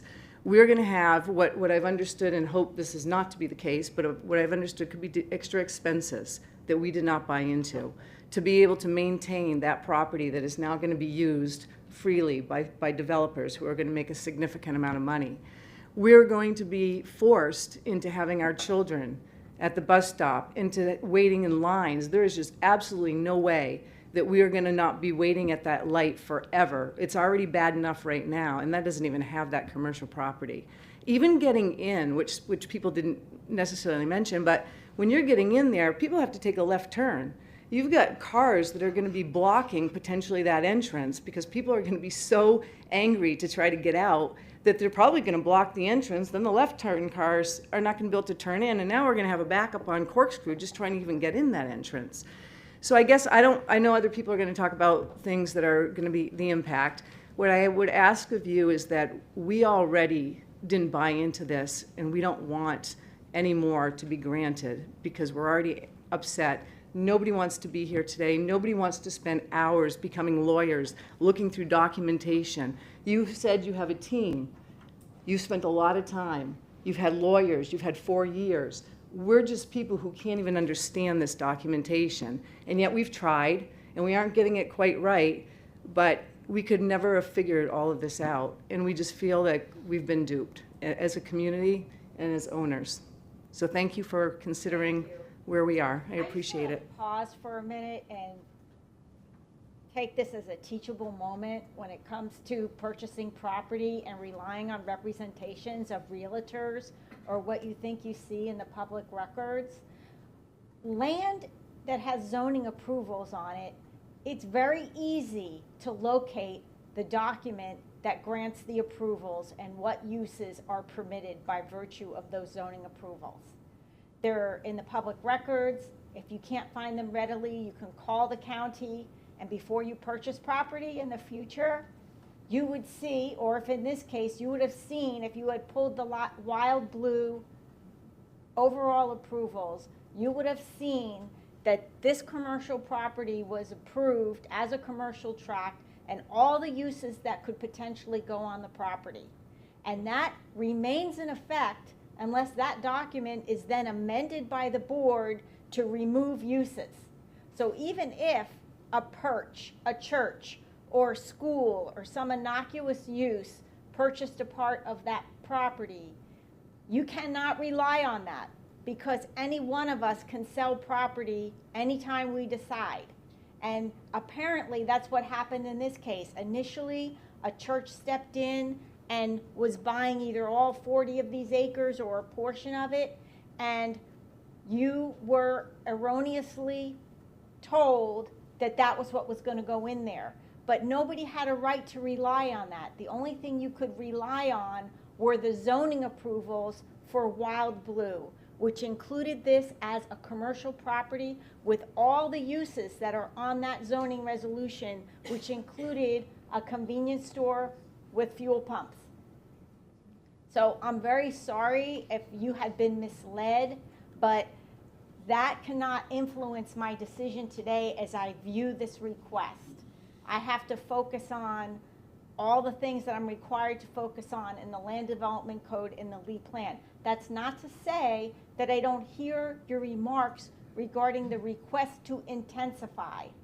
But with regard to the use itself, this has already been approved, and I do not have the ability to prevent them from building it if some future property owner of this tract wishes to develop that use on that property. Okay. Kathy Lowe. Did I call Kathy Lowe? Yes. Ross Dunlop?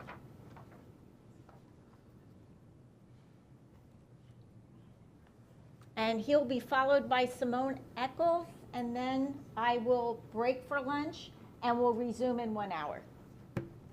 Well, I'll be short because I'm not going to repeat the arguments that have been presented that I totally agree with.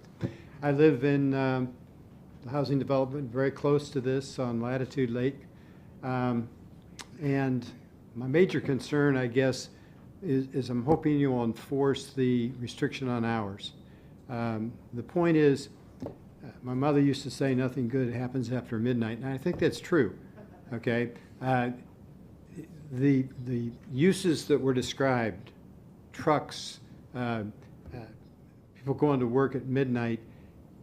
I lived in a community prior to this that was close to some service stations that were open all night. And I'm sure you've heard the monster trucks, okay? Well, one of those monster trucks that if they light up at 12 o'clock at night and take off from that service station, even with the wall, even with the landscaping, sound comes up, hits that water, and it takes off. When somebody's having a party, no offense, down here in the cul-de-sac, and I live on the other side of the street, okay? I can hear the music because it comes right across that water. So I'm hoping a lot of the points that are presented will be considered, and I understand the restrictions, but I really feel strongly about the limitation on hours. The noise for our area is going to be a factor in our property value. We're already going to see a reduction in our value. And I guess listening to you, and I understand that's our fault, but I think we can restrict that if we create an environment where at least people can sleep at night. Thank you. Ross. I have a question for the applicant and staff. You don't have to answer me now, and we may need a legal opinion from the county attorney's office. My understanding is the project is already approved for a convenience store with fuel pumps. However many stations you're already approved for. Is there a limitation on hours currently?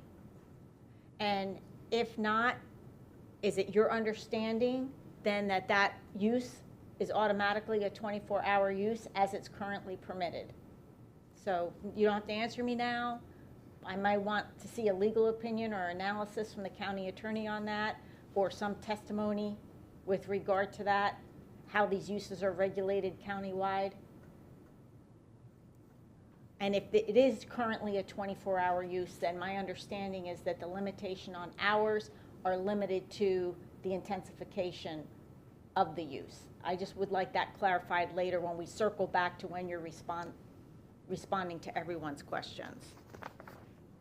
Simone Eccles, I hope I didn't butcher it. That's all good. And you'll be the last speaker before we break for lunch. Okay, great. Thank you for coming this afternoon. Thank you for listening to all of my wonderful family, which is all my residents here.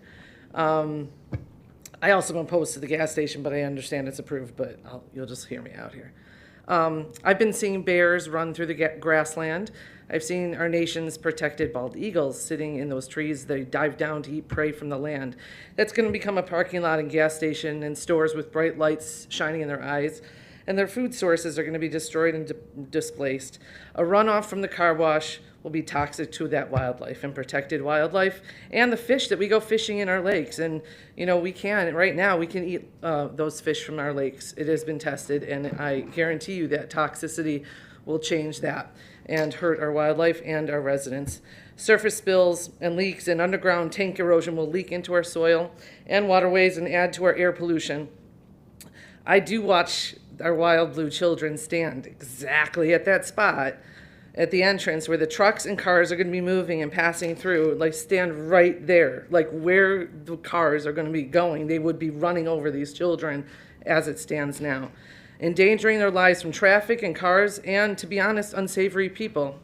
A gas station is a right place for kidnapping and for child sex and human trafficking, and I urge you to look at the statistical facts. Florida ranks third on the most incidents of human trafficking in the United States. Children standing alone there to wait for the bus is dangerous, and you want to increase pumps. Do not approve the increase in pumps. California already passed a law banning the sale of gas-powered cars by 2035. Florida and the U.S. will soon, the rest of the U.S. will follow. Boston Consulting Group warned that 80% of gas stations will be unprofitable by 2035. The Biden administration is proposing that 54% of new cars sold must be electric by 2030, and 2 out of every 3 cars sold by 2032 must be electric. What will happen to those obsolete tanks leaking toxic fluid into our protected lands and seeping into our lakes and killing our wildlife and our residents? I'm sorry, I'm crying. This is really emotional for me. I understand. Take a moment.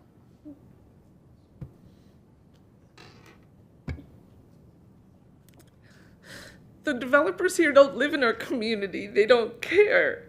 Not one of them live here. Do not approve of the pumps. It's a completely obsolete thing in 10 years. I'm a single woman living alone. I'm also a public figure who moved to WildBlue for the security and safety and anonymity it provided. There's nothing around there now. Nobody can, hurt me and, follow me. Anyone can go over a 6-foot wall, and the gentleman even said it's not there for safety. Already, WildBlue residents are putting their houses up for sale due to this development. A gas station invites crime and more people wandering close to our homes, close to my home, which is inevitable. But it's a major safety concern for me and our residents. If this is going to be approved, the signage should be, low. I don't even know what to say. It's really hard. It should not be open 24 hours a day. I'm about to be sworn in as a civilian support unit for the Lee County Sheriff's Office. They told me that I will not be working as an officer, even with a bulletproof vest, after 10 p.m.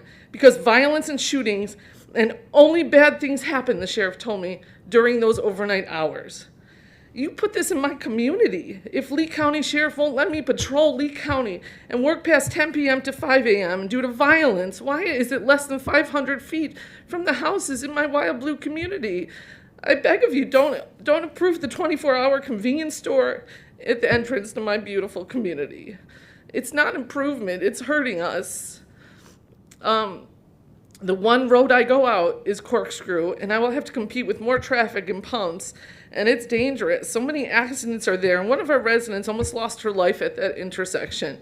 And you're gonna have more accidents, you're gonna have more deaths.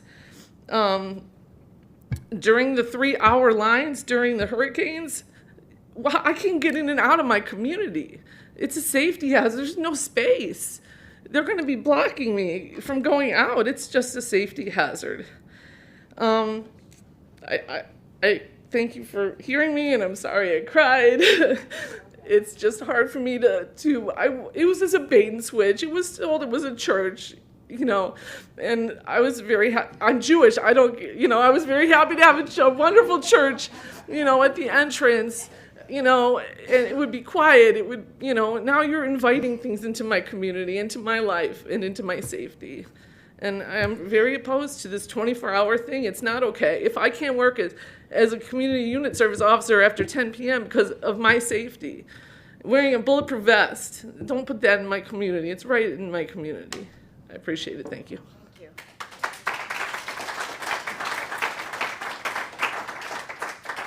Okay, we're going to break now for lunch and resume at 1:30.